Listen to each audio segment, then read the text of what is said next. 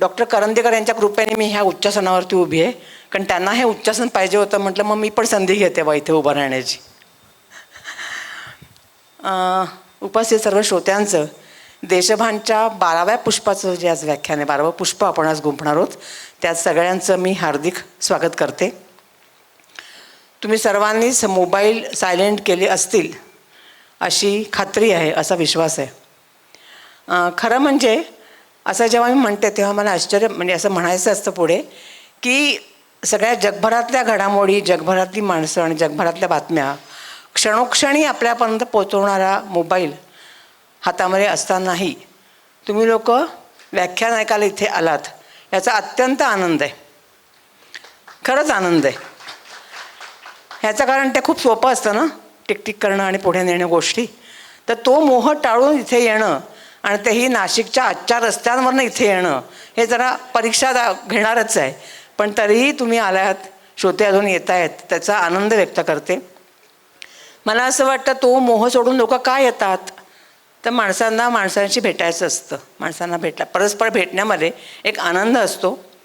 आणि त्याही पलीकडे म्हणजे जाणत्या माणसांकडनं काही ऐकायला मिळावं अशी इच्छा आपल्या सगळ्यांच्या मनामध्ये असते. आणि आज तर आलेले श्रोते जे आहेत ते सगळेच आज जाणत्या माणसाकडनं ऐकायला आलेले आहेत ह्याची मला खात्री आहे. आजचं आपलं 12वं पुष्प आहे देशभान, हे आहे देशभानमधलं त्या उपक्रमाच्या अंतर्गत. आणि मी नेहमी म्हणते की हे का बरं आहे, तर आपल्या मोबाईलच्या स्क्रीनच्या पलीकडचं जे काही एक जग आहे, त्या जगातली माणसं, त्या जगातल्या घटना, त्यांची विचारसरणी, ते कसं काम करतात, म्हणजे आपले कान, डोळे आणि मन ह्याच्या पलीकडे जे काही जग आहे त्या जगातली माणसं आपल्यासमोर आणावीत. काही वेगळा विचार करणारी आपल्या माणसं इथे आणावीत आणि त्यांना आपल्याशी संवाद साधायला बोलवावं, या हेतूने देशभान हा उपक्रम आपण सुरू केलेला आहे. आणि त्यामुळे नेहमीच काही वेगळे विषय आपण इथे मांडतो.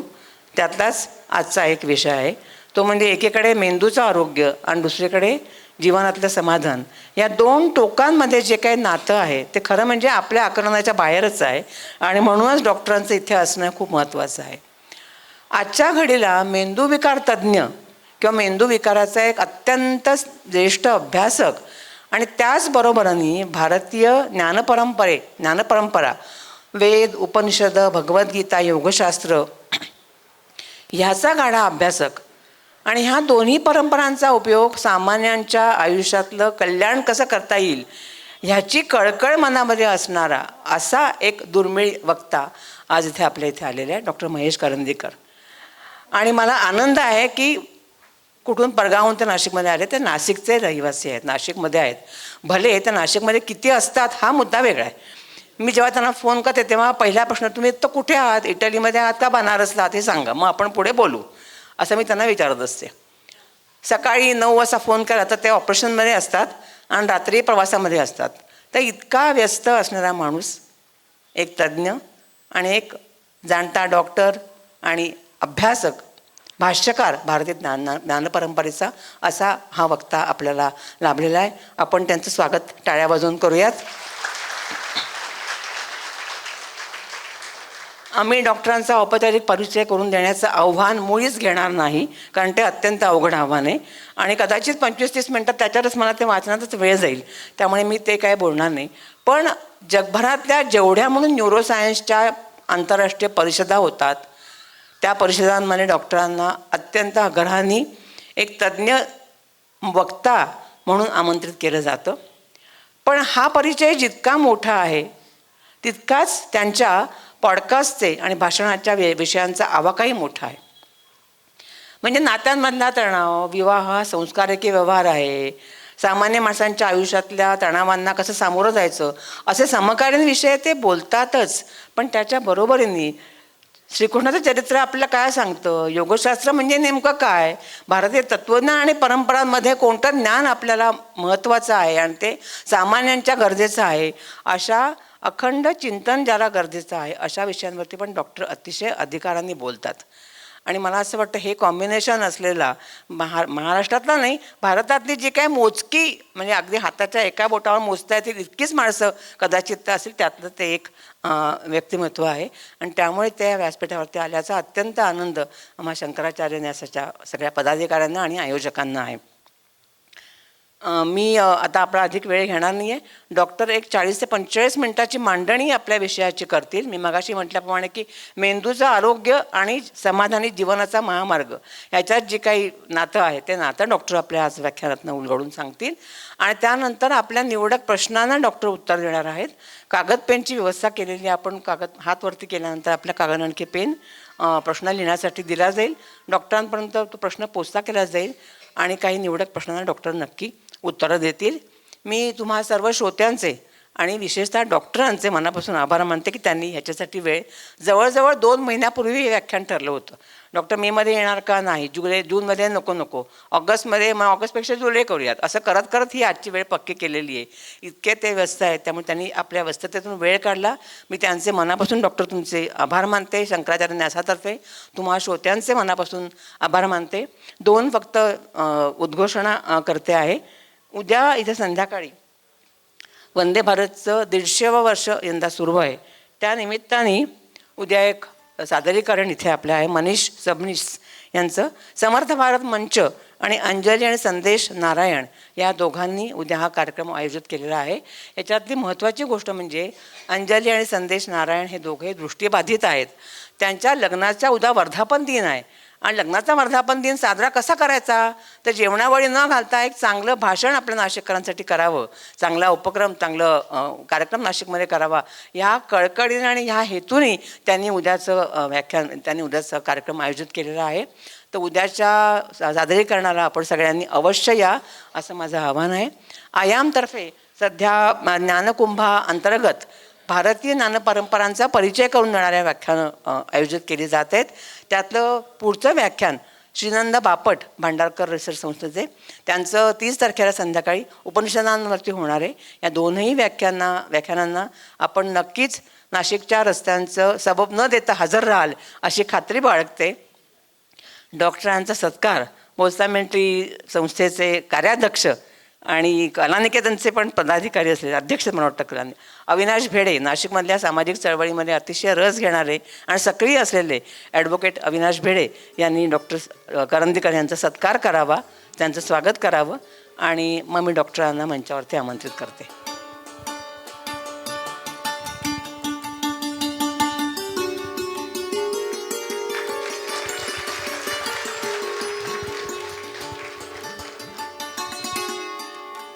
Doctor, over to you. तुम्ही आता इथे या.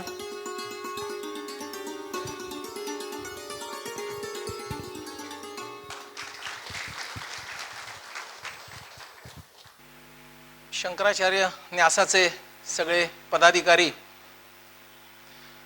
प्रमोदजी भार्गवे ज्यांनी 2 महिन्यापूर्वीच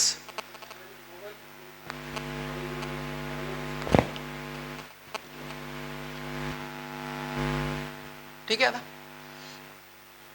प्रमोदजी ज्यांनी 2 महिन्यापूर्वीच वेळ निश्चित केली आणि आजचा हा पवित्र एकादशीच्या दिवशी आपल्याला एकमेकांशी संवाद साधता येतोय, त्याच्याबद्दल त्यांचे आभार. अतिशय प्रेमाने आणि खूप मोठी ओळख माझी करून दिली त्याबद्दल वंदनाताईंचे मनापासून आभार. आपण सगळे बाहेर एवढा पाऊस आणि सगळे प्रॉब्लेम्स असताना इकडे आलेला आहात, त्यामुळे खरोखरच आनंद होतोय. माझ्या प्रेमाने आलेली बरीच माणसं मला समोर दिसत आहेत, त्याच्यामुळे अगदी घरगुती वातावरण वाटतंय. विषयाचा आम्ही ठरवला कारण मला प्रमोदजी पहिल्यांदा म्हणले की याच्याहीवर बोला, त्याच्याहीवर बोला, सध्या समाजामध्ये अनेक प्रॉब्लेम्स आहेत सिरियस, तर आपल्याला काय विषय ठेवता येईल. म्हणून समृद्ध जीवन हा एक ब्रॉड टर्म आपण ठेवली आहे की समृद्ध जीवन कशाला म्हणायचं आणि सध्याच्या सो कॉल्ड मॉडर्न एजमध्ये त्याची किती नितांत आवश्यकता सगळ्यांनाच आहे. आज आपण बघितलं की प्रत्येक क्षेत्रामध्ये खूप टेक्नॉलॉजिकल डेव्हलपमेंट झाले आहेत. म्हणजे आमच्या ब्रेन सर्जरीच्या याच्यामध्ये आता रोबोटिक्स आलं आहे, मायक्रो सर्जरी आली आहे, दुर्बिणीतून आम्ही मेंदूच्या आत शस्त्रक्रिया करतो. सगळ्याच क्षेत्रामध्ये म्हणजे आपण आता चंद्रयान पाठवून अगदी चंद्राच्या मागच्या पृष्ठभागावर पण पोहोचलेलो आहे. मंगळयान आपण अतिशय कमी खर्चामध्ये केलेलं आहे.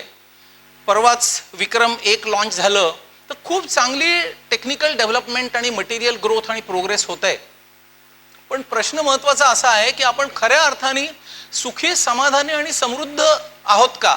आणि ते जर नसेल तर मग आपण शक्तिशाली भारत, समृद्ध भारत, जगाला काही शिकवू शकेल असा विश्वगुरू भारत कसा बरं निर्माण करणार? आणि असा जर भारत तयार करायचा असेल तर चांगला समाज घडवावा लागेल. चांगला समाज घडवायचा असेल तर चांगली कुटुंब घडवावी लागतील. चांगली कुटुंब घडवायची असतील तर आधी एक चांगली व्यक्ती घडली पाहिजे. एक दरवर्षी युनायटेड नेशन्स पब्लिश करतं वर्ल्ड हॅपीनेस रिपोर्ट. दरवर्षीच्या एप्रिल महिन्यामध्ये तो प्रकाशित होतो. आणि आत्ता जो लेटेस्ट 2026चा वर्ल्ड हॅपीनेस रिपोर्ट पब्लिश झाला त्याच्यामध्ये 147 कंट्रीजमध्ये भारताचा नंबर 116वा आहे. 116वा नंबर आहे आपला. इतका खाली आहे सुख समाधान शांतीमध्ये. आणि आपला भारत जो सगळ्या जगाला सर्वे भवन्तु सुखिनः सर्वे सन्तु निरामयाः असं शिकवू बघतो, त्याचा स्वतःचाच जर नंबर इतका खाली असेल तर मग आपण जगाला कसा काय संदेश देणार? आणि महत्त्वाचा भाग असा आहे की हे जर सगळं बदलायचं असेल तर त्याचा आपल्या मेंदूशी संबंध आहे का? आणि आपलं मन मेंदूत आहे का? आणि तिथे आपण कसं काम करू शकू आणि एक चांगली व्यक्तिमत्व, एम्प्लॉईडली एक चांगलं कुटुंब, एक चांगला समाज आणि एक चांगलं राष्ट्र घडवू शकू? तर माणसाचा मेंदू जो आहे तो आपलं सगळं शरीर नियंत्रित करतो. आपल्याला माहिती आहे आपल्या मेंदूमध्ये 100 बिलियन न्यूरॉन्स आहेत, 100 बिलियन पेशी मेंदूमध्ये आहेत. आणि मेंदू हा एकच शरीरामधला अवयव असा आहे की जो खूप मिस्टिरियस आहे. म्हणजे शरीरामधल्या सगळ्या अवयवांची रचना सारखी आहे आणि रचना सारखी असल्यामुळे त्यांची कार्य पण सारखी आहेत. कानाची रचना सगळ्यांच्या सारखी आहे, त्याच्यामुळे मी आत्ता जे बोलतोय ते सगळ्यांना एक्झॅक्टली तोच वर्ड त्याच फ्रिक्वेन्सीमध्ये तेवढ्याच लाऊडली ऐकू येतो. डोळ्यांनी जे बघतो आपण सगळ्यांना तेच दिसतं कारण डोळ्याची रचना सारखी आहे. पण मेंदूची रचना सगळ्यांमध्ये सारखी आहे. सगळे मेंदूचे पार्ट्स तिथेच आहेत पण प्रत्येकाचा मेंदू वेगवेगळं काम करतो. त्याच्यामुळे आपण म्हणतो व्यक्ती तितक्या प्रकृती. आणि हे पॉझिटिव्ह दिशेने जर आपल्याला पुढे न्यायचं असेल तर मेंदूचं जे काम चालतं ते कसं चालतं आपण बघायला पाहिजे. थोडक्यात सांगायचं तर मेंदूमध्ये ज्या इतक्या हजारो लाखो कोट्यावधी पेशी आहेत त्या एकमेकांना जोडलेल्या असतात आणि त्या जंक्शनला सिनॅप्स म्हणतात. त्याचं कंडक्शन हे केमिकल्सच्या माध्यमातून होतं, त्याला न्यूरोट्रान्समिटर्स म्हणतात. आणि या केमिकल्सचं कॉन्सन्ट्रेशन आपल्या वेगवेगळ्या मूडप्रमाणे, वेगवेगळ्या भावनांप्रमाणे बदलत असतं. आपल्याला जेव्हा काही अचीव करायचं असतं, आपण मोटिवेटेड असतो, त्यावेळी आपलं डोपामिन लेवल हाय होते, म्हणजे ब्रेनमधलं डोपामिनचं प्रमाण वाढतं. आपण जेव्हा चिडतो, रागावतो तेव्हा आपल्या ब्रेनमधलं नॉर ॲड्रिनालिन आणि ॲड्रिनालिन वाढतं. आपण सुखी समाधानी शांती असतो त्यावेळी सिरोटोनिन आपल्या ब्रेनमधलं वाढलेलं असतं. प्रेमाची भावना जेव्हा आपल्या मनामध्ये आजूबाजूच्या लोकांबद्दल असते त्यावेळी ऑक्सिटोसिनची लेवल वाढलेली असते. आणि खरं जे आरोग्य आहे मनाचं आरोग्य, ते आरोग्य ह्या सगळ्या न्यूरोट्रान्समिटर्सच्या डायनामिक इक्विलिब्रियमवर अवलंबून असतं. कारण प्रत्येकाचं प्रमाण कमी जास्त होतं, त्याच्यामुळे त्याच्यातला डायनामिक इक्विलिब्रियम, सतत बदलणारा इक्विलिब्रियम हा जर आपण मेंटेन करू शकलो तर आपण सतत स्थिर राहू. आणि स्थिर मन असणं हे ह्या सगळ्याचं फाउंडेशन आहे खरी जर प्रगती करायची असेल तर. आणि ते आपल्याला होतंय की नाही आपलं हे ओळखण्याचे अगदी ढोबळ सिम्पटम्स ज्याला आपण म्हणू, म्हणजे आपण म्हणतो स्टिच इन टाइम सेव्हज 9. खूप वेळा we do not know that we do not know की असा काही इम्बॅलन्स आहे. तर याची जी धोक्याच्या घंटा आपण म्हणू शकू त्या काय आहेत की अनावश्यक छोट्या छोट्या गोष्टीतून आपली जर मोठी चिडचिड होत असेल तर दॅट मीन्स की तुमचा न्यूरोकेमिकल बॅलन्स डिस्टर्ब झालेला आहे. जेव्हा एखादी व्यक्ती म्हणते की माझं हात, पाय, पोट, छाती सगळंच दुखतंय, एका ठराविक ठिकाणी आजार नाहीये, सगळंच दुखतंय, तेव्हा ते याचं लक्षण आहे.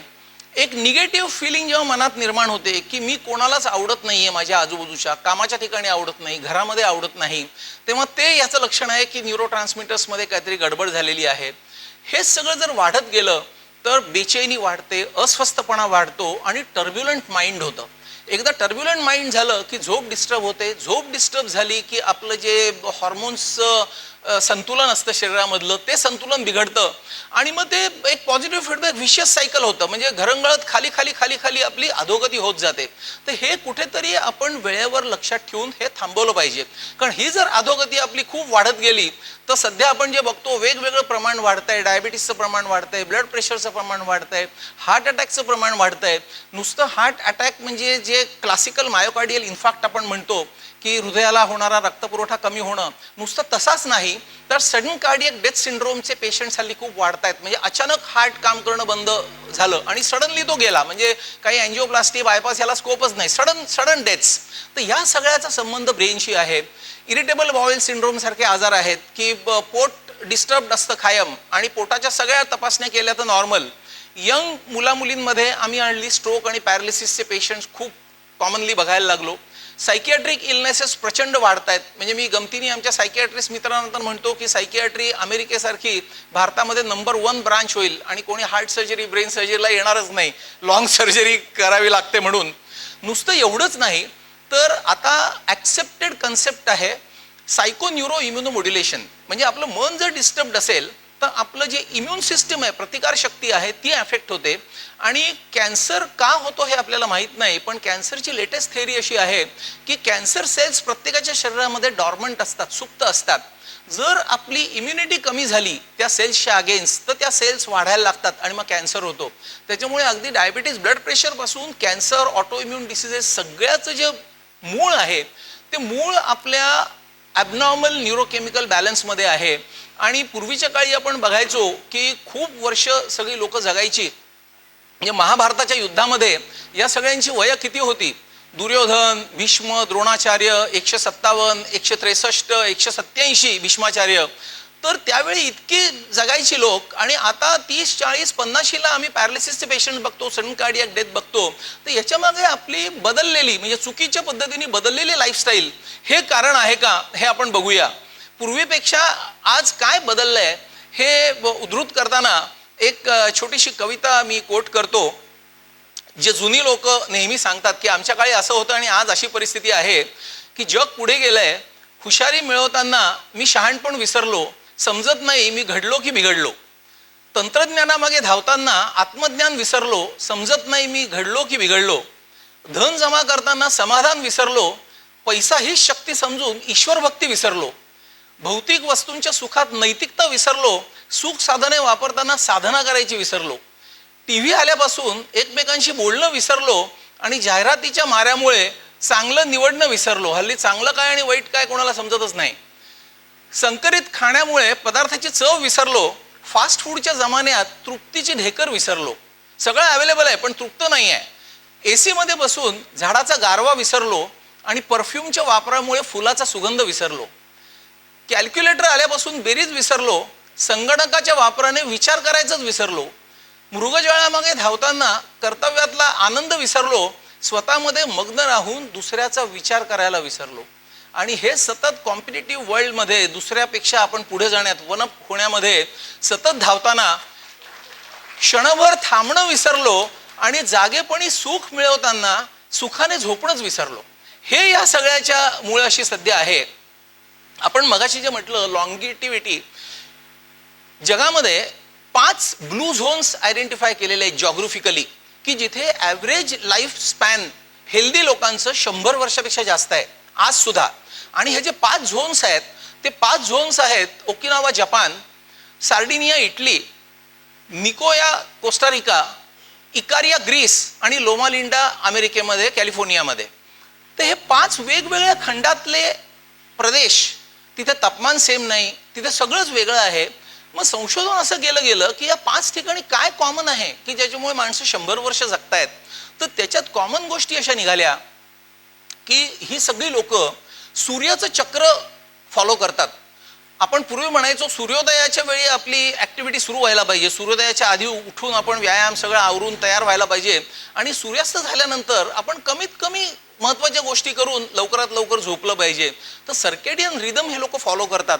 त्याच्यामुळे हॉर्मोनल बॅलन्स होतो आणि आपल्या ब्रेनमधली न्यूरोट्रान्समिटर्सचं जे रेग्युलेशन आहे, खूप कॉम्प्लेक्स विषय आहे हा, हे कसं होतं पण हे बॅलन्स आउट होतं सोलर सायकल फॉलो केल्यामुळे.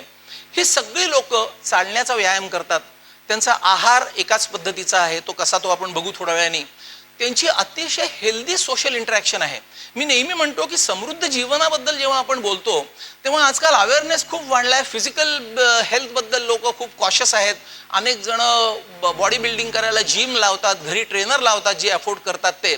पण फक्त फिजिकल हेल्थ महत्त्वाची नाही तर आरोग्य म्हणजे शारीरिक, मानसिक, बौद्धिक, वैचारिक, कौटुंबिक, होलिस्टिक हेल्थ ही कन्सेप्ट जोपर्यंत आपण रुजवत नाही आपल्यामध्ये, तोपर्यंत आपण खऱ्या अर्थाने सुखी समाधानी होऊच शकणार नाही. आणि असं म्हणतात की ह्याचे मेन शत्रू जे आहेत, म्हणजे जे कॅन्सर्स म्हटले जातात, कॅन्सर्स ऑफ माइंड, ते आहेत कंप्लेनिंग, कंपेअरिंग आणि क्रिटिसायझिंग. सारखी दुसऱ्याची तुलना, त्याच्याकडे ही कार आहे, माझ्याकडे ती कार पाहिजे, त्यांनी 2 फार्म हाऊस घेतली, मी 4 फार्म हाऊस घेतला पाहिजे. छोट्या छोट्या गोष्टींसाठी कंप्लेन की हे असं व्हायला पाहिजे, यांनी असं केलं नाही. मे इट बी वर्क प्लेसला, मे इट बी घरात, सगळीकडे कंप्लेनिंग. आणि तिसरं क्रिटिसायझिंग. आपण दुसऱ्याचं कौतुक करायला मागे पुढे बघतो, पण टीका करायला मात्र अगदी पुढे असतो. म्हणजे लहानपणी म्हण होती ना की दुसऱ्याच्या डोळ्यातलं आपल्याला कुसू पण दिसतं आणि स्वतःच्या डोळ्यातलं मुसळ दिसत नाही. तर हे आपण रिव्हर्ट करायला पाहिजे. बरेच विषय मला तासाभरात टच करायचे आहेत. इकेगाई ही जी जपानीज लाईफस्टाईल आहे, ती खूप सुंदर लाईफस्टाईल सांगितली गेली आहे. ज्यांना इंटरेस्ट असेल त्यांनी इकेगाईवर एक पूर्ण पुस्तक आहे, ते वाचायला पाहिजे. पण त्याच्यातली समरी 2-3 मुद्दे मी अशी सांगतो की इकेगाई म्हणजे आपण आपल्या आयुष्य जगण्याचा उद्देश शोधला पाहिजे. मी का जगतोय, कशासाठी जगतोय. म्हणजे खूप लोक आणखी पैसे मिळवायला धावपळ करतात, पण पैसा हा आपला गोल आहे की पैसा हे जगण्याचं माध्यम आहे. आणि जर पैसा हे माध्यम असेल तर मग आपल्या जगण्याचा गोल काय आहे, ह्याबद्दल मनामध्ये क्लॅरिटी पाहिजे. दुसरा लेसन इकेगाईचा असा आहे की लिव्ह इट स्लोली. प्रत्येक गोष्ट मनापासून मन लावून करायला शांततेमध्ये केली गेली पाहिजे. आणखीन एक त्यांचं तत्व तिसरं असं आहे, हारा हाचिबू, म्हणजे 1/4 पोट रिकामं ठेवायचं जेवताना. 1/4 पोट रिकामं पचनासाठी ठेवायचं आणि 3/4च खायचं. त्याच्यामध्ये पुन्हा त्याचे 3 भाग वगैरे हा सखोल विषयामध्ये जात नाही. आणखीन पुढचे मुद्दे म्हणजे सतत चेहऱ्यावर हसू असलं पाहिजे. आज ज्यांना नैसर्गिक हसता येत नाही त्यांचे जरी हास्य क्लब आहेत, पण खूप लोक हास्य क्लबमध्ये जात नाहीत आणि नैसर्गिक पण हसत नाहीत. तर हसणं is one of the biggest landmark exercise for holistic health. आणखीन एक महत्त्वाचा मुद्दा इकेगाईमध्ये म्हणजे ग्रॅटिट्यूड मेडिटेशन.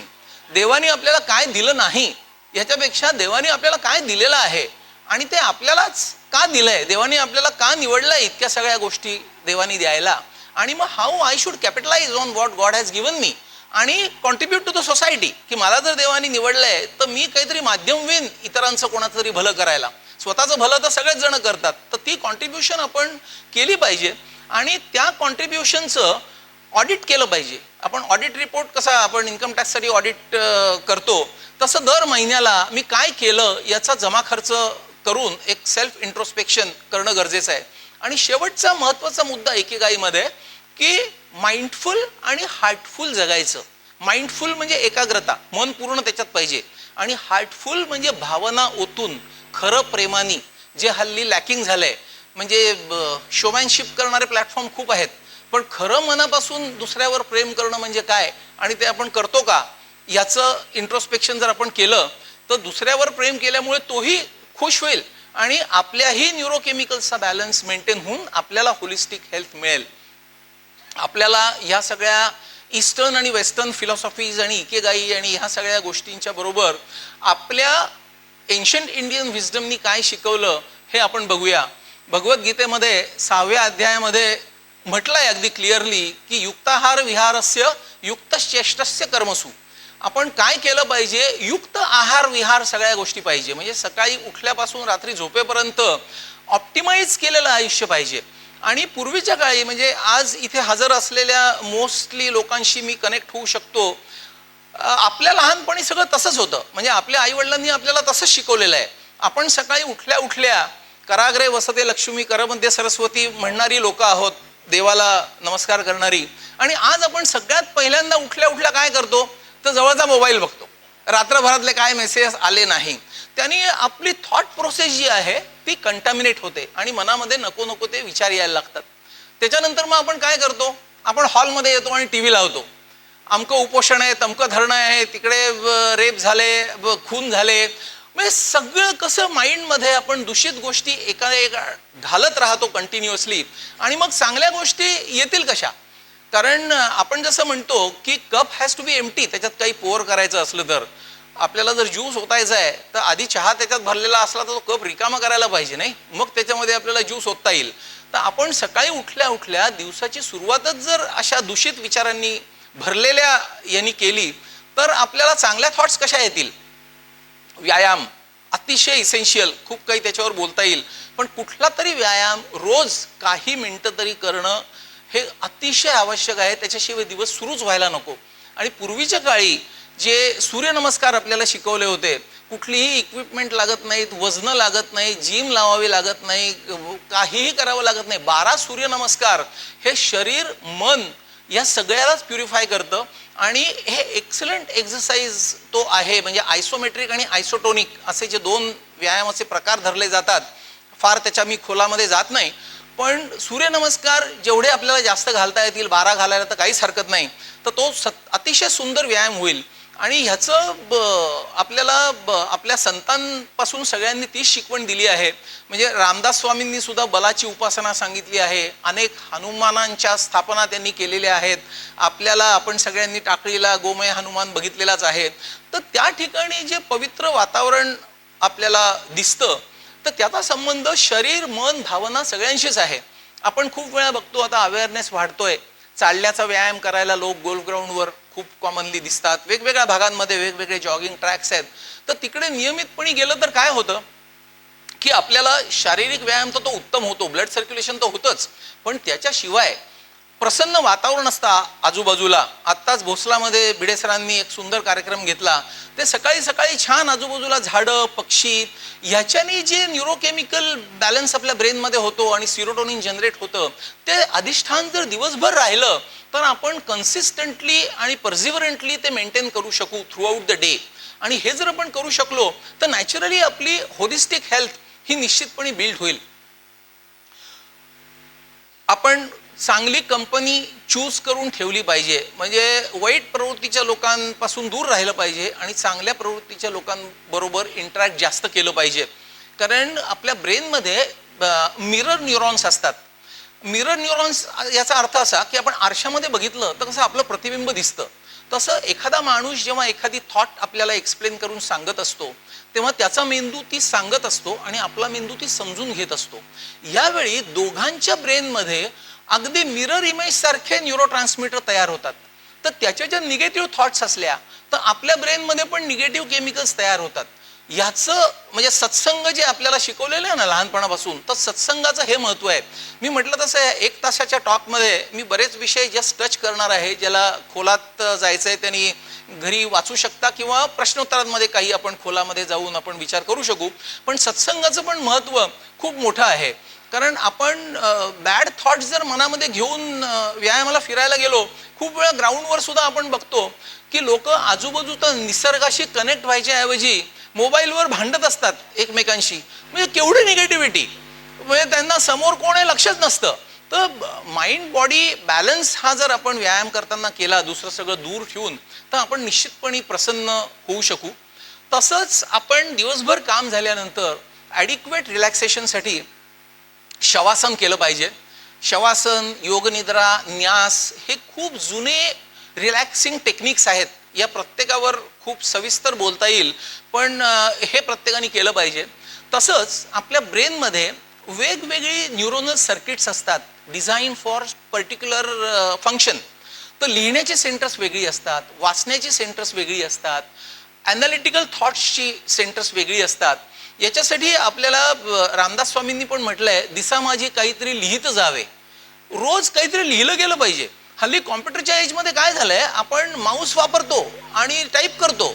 लिहिण्याचं सेंटरच ब्रेनचं. आणि डिस्यूज ॲट्रोफी नावाचा एक प्रकार असतो की फ्रॅक्चर झाल्यावर जसं प्लास्टर घालतात ना, ते भरून आल्यावर प्लास्टर काढल्यावर तो हात छोटा असतो कारण ती ॲट्रोफी झालेली असते.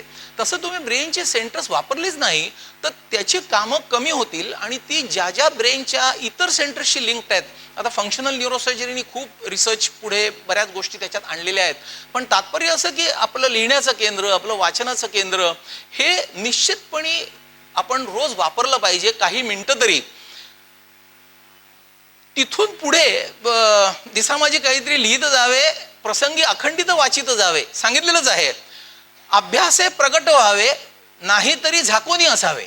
म्हणजे आपला ज्या विषयाचा अभ्यास आहे तेच एक्सप्रेस करावं, नको त्या गोष्टींवर अर्धवट ज्ञानावर बोलायला जाऊ नये, नाही तर झाकोनी असावं, म्हणजे बी इन युअर शेल, उगाच अनावश्यक काहीतरी हे करण्यापेक्षा. आणि जे माहिती आहे आपल्याला ते जे आपण असे ठावे ते इतर असे शिकवावे, शहाणे करूनही सोडावे सकळ जन, म्हणजे ही कॉन्ट्रीब्युशन टू सोसायटी आहे.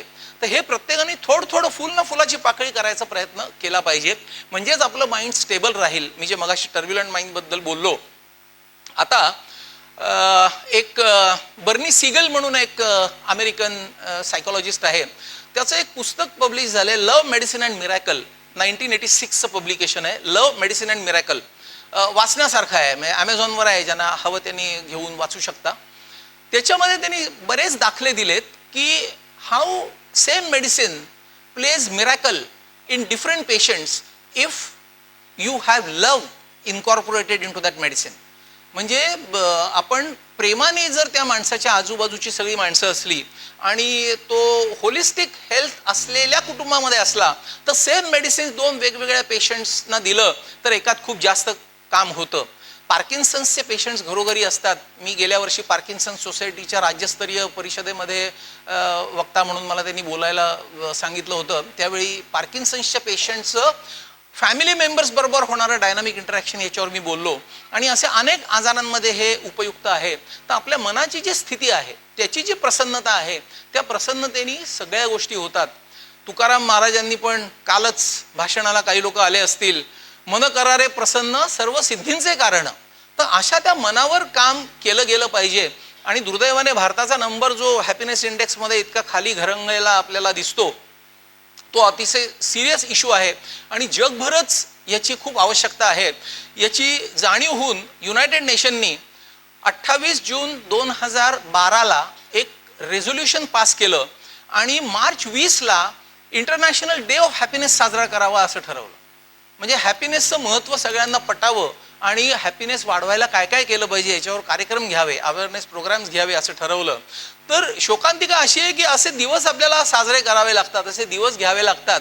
कारण आपण तुकाराम महाराजांनी आपल्याला शिकवून ठेवलंय त्याच्यापासून आपण दिवसेंदिवस दूर जातोय. असं म्हणतात, रिकामं मन सैतानाचं घर. त्याच्यामुळे जर मन रिकामं असलं किंवा दूषित विचारांनी कलुषित असलं तर नको त्या न्यूरोकेमिकल्सचं प्रमाण ब्रेनमध्ये वाढतं आणि मग ॲडिक्शन्स होतात. ॲडिक्शन्स एकदा झाली की त्याच्यातून त्याचे कॉन्सिक्वेन्सेस होतात, वेगवेगळे मानसिक आजार होतात आणि मग तो म्हणजे घरंगळतच जातो खाली.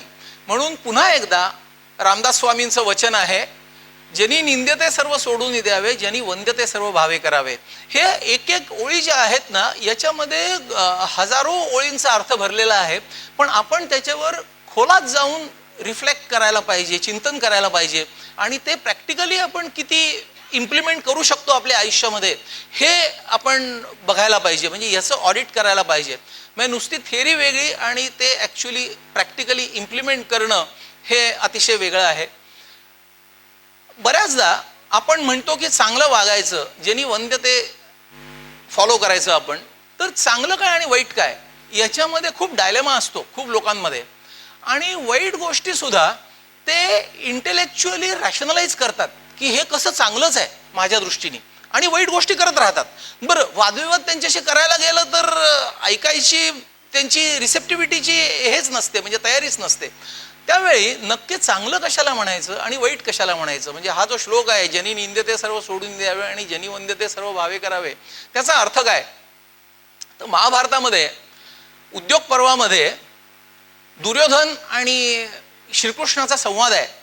त्याच्यामध्ये दुर्योधन श्रीकृष्णाला म्हणतो की जानामि धर्मम नचमे प्रवृत्ती. धर्म काय आहे मला माहिती आहे, पण त्या धर्मांच्या तत्वाने वागायची माझी प्रवृत्तीच होत नाही. आणि जानामि अधर्मम नचमे निवृत्ती. अधर्म काय हे मला माहिती आहे, पण त्याच्यापासून मी दूरच जाऊ शकत नाही, निवृत्ती होऊ शकत नाही. याचं कारण तो सांगतो, केनपि देवेन हृदयस्थितेन यथा निरुक्तोस्मी तथा करोस्मी. म्हणजे माझ्या हृदयामध्ये असा कोण बसलाय की जो माझ्याकडून हे करून घेतो, फोर्सिबली करून घेतो. हा जो कोण बसलाय तो शोधायला पाहिजे. आणि खरं आजाराचं रूट तिथेच आहे. आणि हे जर आपल्याला बदलायचं असेल तर ते क्लीनअप केलं पाहिजे. तो जो गव्हर्निंग शक्ती आहे, ती शक्तीच्या ठिकाणी आपण जर ईश्वराची स्थापना केली, जशी कुंतीने केली होती.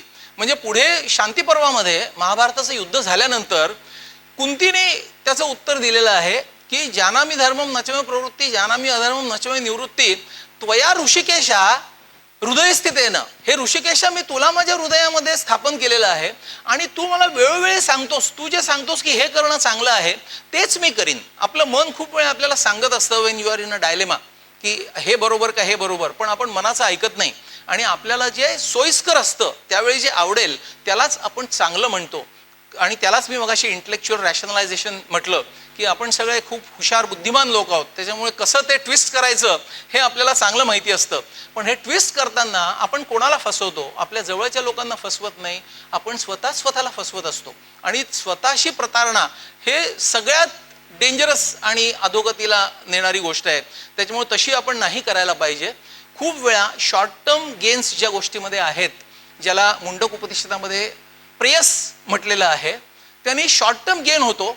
आपल्याला डायबिटीसच्या पेशंटला श्रीखंड खाल्लं तर बरं वाटतं फार, पण नंतर शुगर वाढते. त्याच्यामुळे लॉंग टर्म बेनिफिट ज्याच्यामध्ये आहेत, ज्याला मुंडक उपनिषदात श्रेयस म्हटलेलं आहे, तर श्रेयस्कर गोष्टी करायच्या, तात्पुरत्या प्रिय असलेल्या गोष्टी करायच्या नाही. मन आपलं स्थिर ठेवायला आणि बॅलन्स मेंटेन करायला सगळ्यात चांगला राजमार्ग म्हणजे योग. योगावर पण खूप काही बोलता येईल, पण 2-3 महत्त्वाचे मुद्दे मी असं सांगतो की योग हे न्यूरोसायकोलॉजीचा सगळ्यात मोठा फाउंडेशनल प्लॅटफॉर्म आहे. योग म्हणजे नुसती योगासनं नाही. खूप वेळा आम्हाला पेशंट्स येऊन सांगतात, हो मी योगाचा क्लास लावला 15 दिवसाचा आणि मला सगळा योग येतो. तर such people do not know that they do not no. खरा योग हा खूप वेगळा आहे, तो मानसिक स्तरावर आहे. म्हणजे आपण यमनियम आसन प्राणायाम हे 4 टप्पे फाउंडेशनल म्हणतो आणि त्याच्या पुढे मग प्रत्याहार, धारणा, ध्यान आणि समाधी. तर प्रत्येक म्हणजे काही लोक, आता मी फार खोलात जात नाही, काही लोक अंतर्योग आणि बहिर्योग असे क्लासिफिकेशन करतात. पहिल्या 4 प्रिपरेटरी फेजला बहिर्योग म्हणतात, बाहेरून करायची गोष्ट, आणि नंतरच्या 4 ना अंतर्योग म्हणतात, कारण दॅट इज इनर जर्नी. पण खऱ्या अर्थाने सगळ्याचा सगळा योगच अंतर्योग आहे. कारण जेव्हा तुम्ही आसन म्हणता तेव्हा त्या आसनाची व्याख्या आहे स्थिर सुखम आसनम. ते स्थिर सुख मिळायला, न हालचा करता एका ठिकाणी बसून राहायला, मनावर नियंत्रण असल्याशिवाय ते जमतच नाही.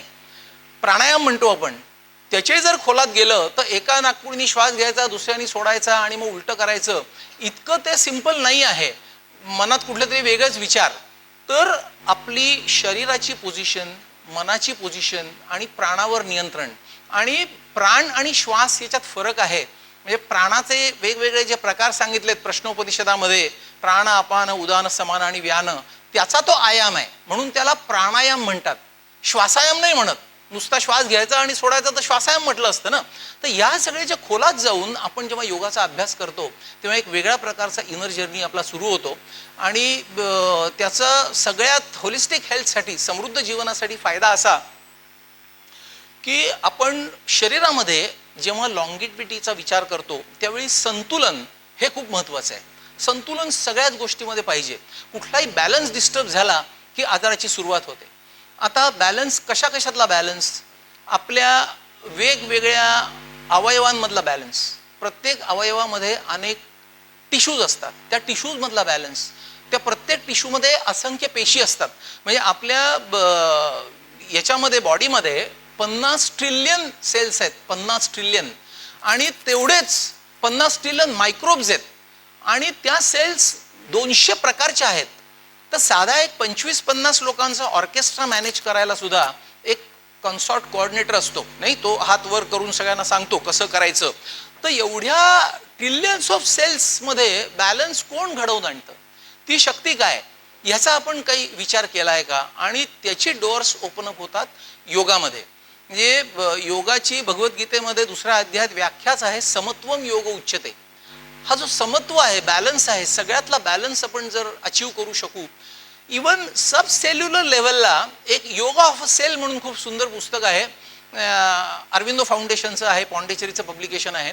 आपल्या पेशीच्या आतमध्ये अनेक जे ऑर्गनेल्स आहेत, मायटोकॉन्ड्रिया आहे, रायबोसोम्स आहेत, भरपूर ऑर्गनेल्स आहेत, त्यांच्यामध्ये सुद्धा बॅलन्स कसा मेंटेन करायचा आणि खऱ्या हेल्दी सेलची डेफिनेशन काय आहे ते त्याच्यामध्ये डिटेल दिलेलं आहे.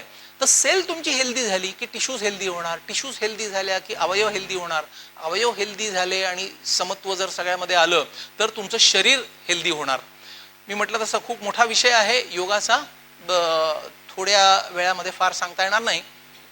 आणखीन एक महत्त्वाचा मोस्ट इसेन्शियल फॅक्टर म्हणजे adequate rest to the brain, sleep.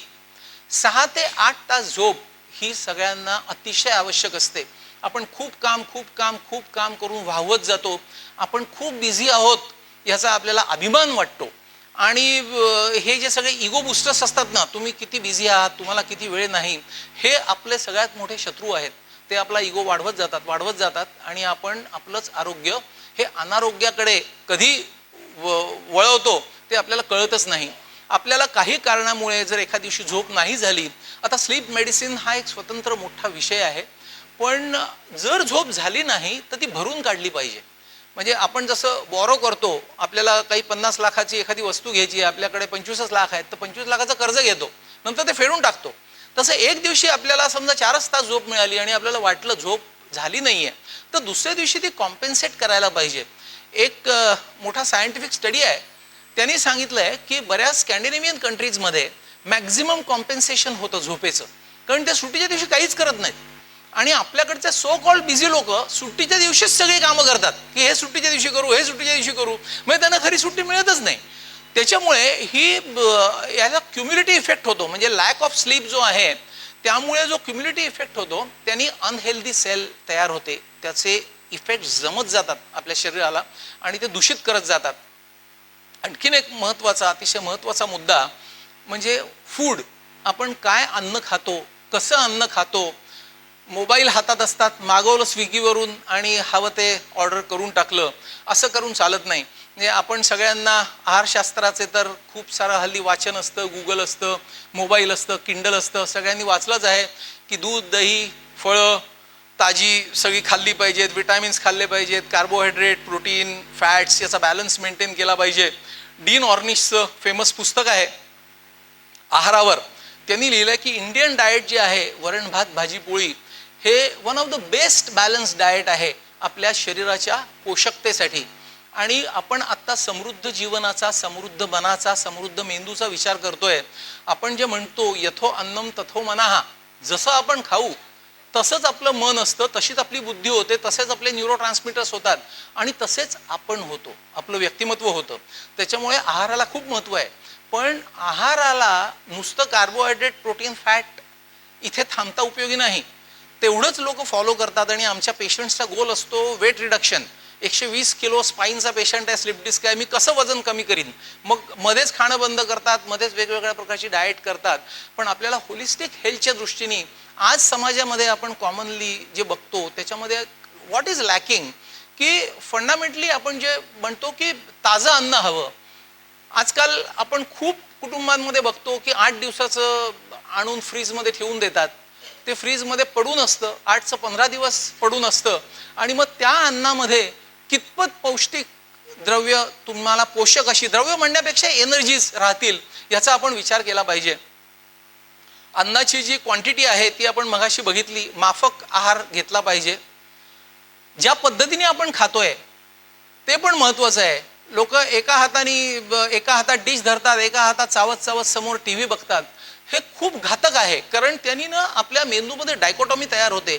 आपण टीव्ही बघताना वेगळेच ब्रेनची केंद्र काम करतात, पचनासाठी वेगळ्याच गोष्टी लागतात. सिम्पथॅटिक आणि पॅरासिम्पथॅटिक सिस्टीम्समधला बॅलन्स हा पण एक स्वतंत्र विषय आहे.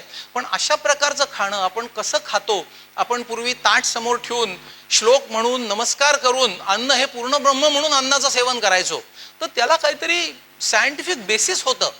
ते कदाचित सो कॉल्ड मॉडर्न न्यूरोसायन्सेसच्या फ्रेमवर्कमध्ये लोकांना माहिती नसेल, पण जे होतं ते सध्याच्या मॉडर्न न्यूरोसायन्सेसच्या सुद्धा पलीकडे होतं, कारण त्यांनी प्राणिक एनर्जीचा विचार केला होता.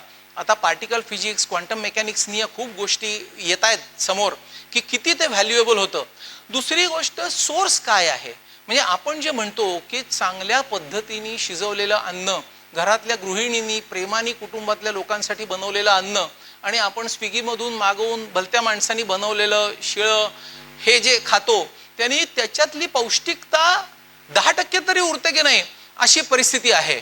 आणि हे जर सुरू राहिलं तर आपण किती व्यायाम केलं तरी त्याचा काहीच उपयोग होत नाही आणि आपल्याला कळत नाही की का उपयोग होत नाही आहे. सगळ्यांच्या भुका कमी झाल्या आहेत, कोणी आजारी आहे, त्यांच्या ब्लडमधले रिपोर्ट्स चांगले नाही आहेत. तर याचं मूळ अनेक गोष्टींवर आहे.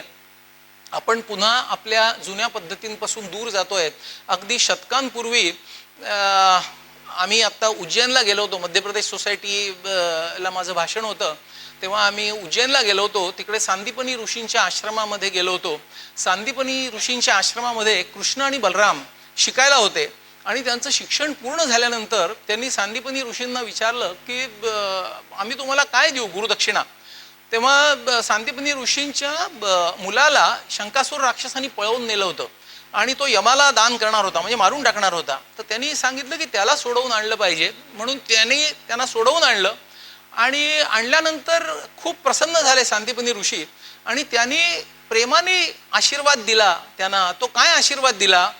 तिलकम विप्र हस्तेनं, की ब्राह्मणाच्या हातातून तुला नेहमी टिळक लावला जाऊ दे आयुष्यभर तुझं रक्षण करायला, होलिस्टिक हेल्थसाठी.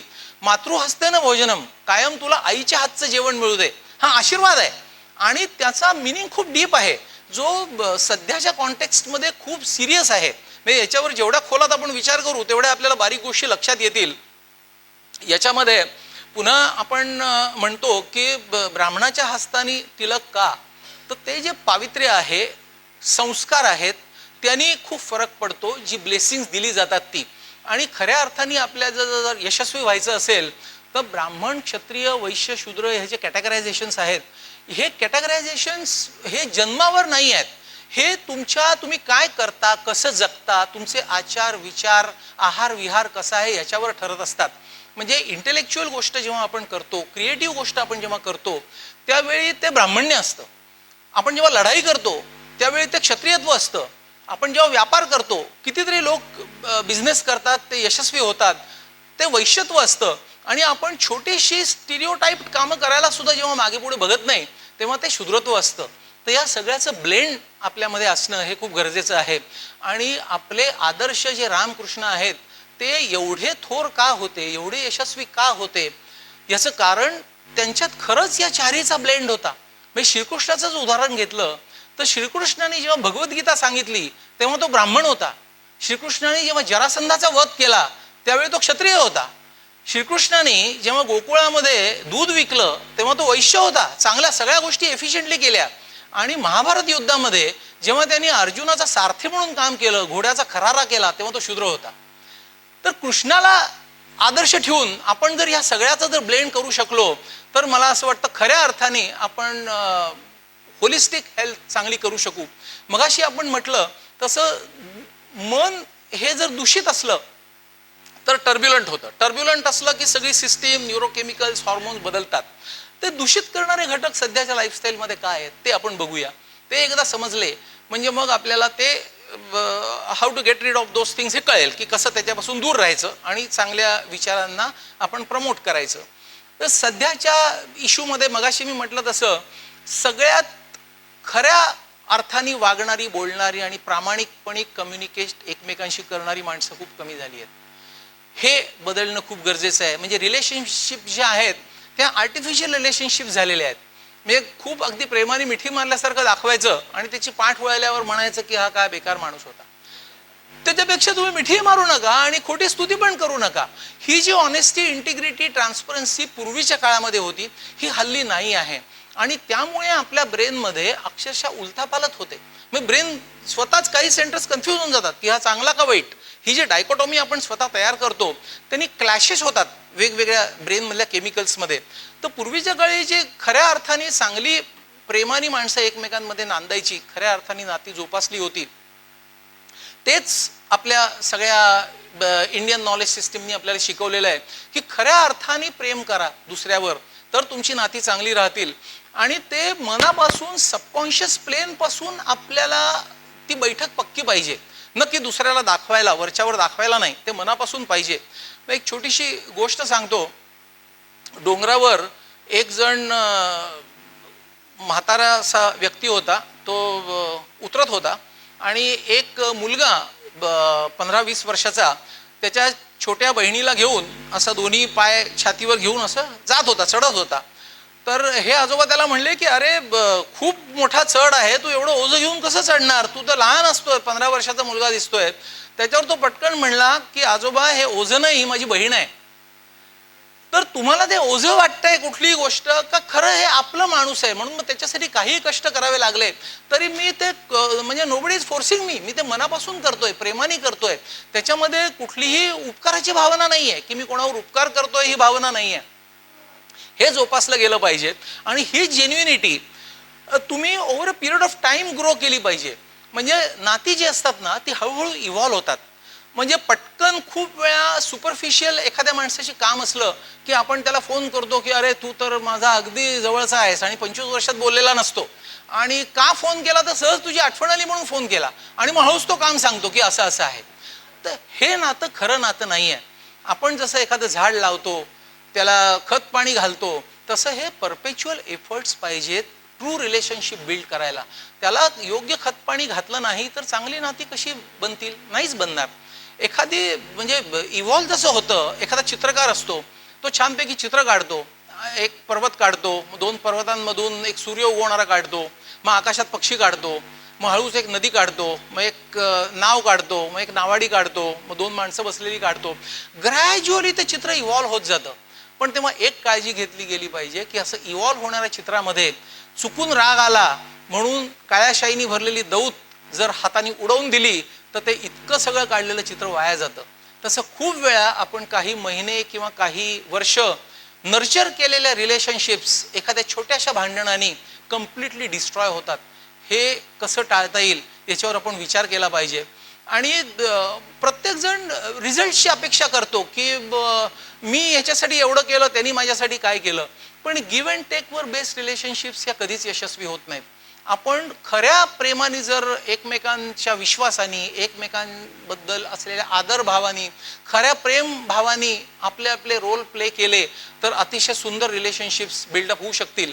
आणि त्याला एक चांगलं उदाहरण म्हणून लक्षात ठेवण्यासारखं सांगतो.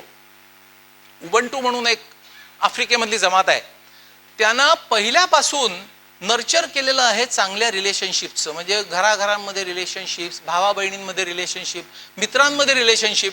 म्हणजे एक वेस्टर्न वर्ल्डमधला माणूस तिकडे एका मोकळ्या पटांगणात 10-12 मुलं खेळत होती, तिकडे गेला आणि त्यांनी मिठाईचे बॉक्सेस एका झाडाखाली ठेवले आणि तो म्हणला पळण्याची शर्यत, जो पहिल्यांदा पोचेल त्याला ह्या सगळ्या मिठाईचे बॉक्सेस मिळणार. तर ती जी 10-12 मुलं होती तर 10-12 मुलांनी हातात हात घातले आणि सगळेच्या सगळे एकदम पळले. एकमेका सहाय्य करू अवघे धरू सुपंथ. तर त्यांनी विचारलं त्यांना की तुम्ही कॉम्पिटिशन म्हणून पहिला नंबर यायला का नाही पळालात. तर त्यांनी सांगितलं की कोणीही पहिला नंबर जरी मिळवला तरी आम्ही भावासारखेच राहतो, आमचं एक कुटुंबच आहे. कोणीही पहिला आला तरी मिठाई आम्हीच सगळे वाटून खाणार आहे. मग निदान पळण्याचा तर आनंद बघूया. The real Joy is not in destination, it is in journey. तर तो जर्नी पण आम्ही एन्जॉय करतो आणि मिठाई तर आमचीच आहे. हे ज्या गोष्टी आहेत ना ह्या खूप शिकण्यासारख्या आहेत. त्याच्यासाठी एकमेकांवर परस्परांवर प्रेम पाहिजे. आता खूप वेळा असं वाटतं की म्हणजे प्रत्येकच माणसाशी 100% जुळेलच, स्वभाव जुळतील असं नाही आहे. मतभेदे असणारच. आपण लग्नाच्या पत्रिकेतही म्हणतो ना अगदी 36 गुण काही जमत नाहीत सगळ्यांचे. तर अशा वेळी माणसं जोडणं म्हणजे नक्की काय, तर एक छोटीशी त्याची डेफिनेशन सांगितली आहे. माणसं जोडणं म्हणजे समोरच्याला आहे तसा स्वीकारणं, आपल्या अपेक्षा आपली मतं न लादणं. माणसं जोडणं म्हणजे ऐकण्याची कला शिकणं, फुकाचा वाद आणि टोकाची टीका टाळणं महत्वाचं आहे. माणसं जोडणं म्हणजे माणसांवर शिक्के न मारणं, समोरचा अधिक महत्वाचा हे स्वतः जाणणं आणि त्यालाही ते जाणवू देणं हे महत्वाचं. की आपल्याला नेहमी असं वाटत असतं की मीच मोठा, माझाच सत्कार करा, मलाच काहीतरी मोठा मान द्या तरच मी तिथे येणार. असं नाही आहे. समोरचाही माणूस तेवढाच हुशार असू शकेल, तेवढाच माननीय असू शकेल. हे जर आपण केलं तर त्याच्याशी जो तुमचा डायलॉग होणार आहे तो अतिशय हेल्दी होईल आणि तुमचा मित्रपरिवार खूप वाढेल. आणि नुसतं तुमच्या क्षेत्रात नाही, अनेक क्षेत्रातला जेव्हा मित्रपरिवार वाढतो तेव्हा तुम्ही खऱ्या अर्थाने समृद्ध होता. आपापल्या क्षेत्रामध्ये आपल्याला वेगवेगळी कॉम्पिटिशन असते, तिथे तुम्हाला दुसऱ्याशी व्हायचं का नाही हा सब्जेक्टिव्ह एलिमेंट आहे. पण खऱ्या अर्थाने जर मैत्री हवी असेल तर ह्या सगळ्या गोष्टींची खूप आवश्यकता आहे. गेल्या वर्षी हार्वर्ड बिझनेस रिव्ह्यू फेब्रुवारी 2025च्या मासिकामध्ये एक एक्सटेन्सिव्ह सर्व्हे पब्लिश झाला. त्याच्यामध्ये गेल्या 3 दशकांमध्ये मेटा ॲनालिसिस त्यांनी पब्लिश केलं की एकही जवळचा मित्र नाही अशा माणसांचं प्रमाण 4पट झालं आहे. 4 टाइम्स 400% वाढलं आहे. 10 पेक्षा जास्त जवळचे मित्र असलेल्यांचं प्रमाण 1/4 झालं आहे. 10 पेक्षा जास्त कोणाला नाहीच. काय कारण असावी बरी? वर्क प्रेशर्स आहेत, कॉम्पिटिटिव्ह स्पिरिट आहे. ह्याचा इतका करोडचा टर्नओव्हर, माझा त्याच्यापेक्षा जास्त टर्नओव्हर. आमच्या क्षेत्रात यांनी 25 ऑपरेशनं केली, मी 50 ऑपरेशनं केली. हे जे कॉम्पिटिशन आहे ना, हे कॉम्पिटिशन खूप डिस्ट्रक्टिव्ह आहे. आणि ह्याच्यामुळे तुम्ही एकटे पडता. आणि एकटं आपण जर राहिलं तर मग काय होतं, खूप एकटेपणा राहिला की आपल्या ब्रेनमध्ये अॅमिग्डाला म्हणून एक पार्ट आहे, त्याला स्टिम्युलेट करायला कंटिन्युअस डोपामिन लागतं. आता एकटाच माणूस जर असला तर तो एकटेपणा घालवायला काय करतो? व्हॉट्सॲप आहे, इंस्टाग्राम आहे, फेसबुक आहे, ती रील्स हल्ली येतात, ती रील बघत ते डोपामिन स्टिम्युलेट होतं. पण दिस इज सो ॲडिक्टिव्ह की ॲडिक्टिव्ह लोनलीनेसमध्ये खूप सिरियस कॉन्सिक्वेन्सेस होतात. इतके सिरियस कॉन्सिक्वेन्सेस की या हार्वर्ड बिझनेस रिव्ह्यूमध्ये डिटेल ते 17-18 पानाचा आर्टिकल आहे, ज्याला पाहिजे तुम्ही गुगलवर वाचू शकता. त्यांनी सांगितलं आहे की 15 सिगरेट रोज प्यायल्याने हार्टवर जेवढा वाईट परिणाम होतो तेवढा या लोनलीनेसमुळे होतो.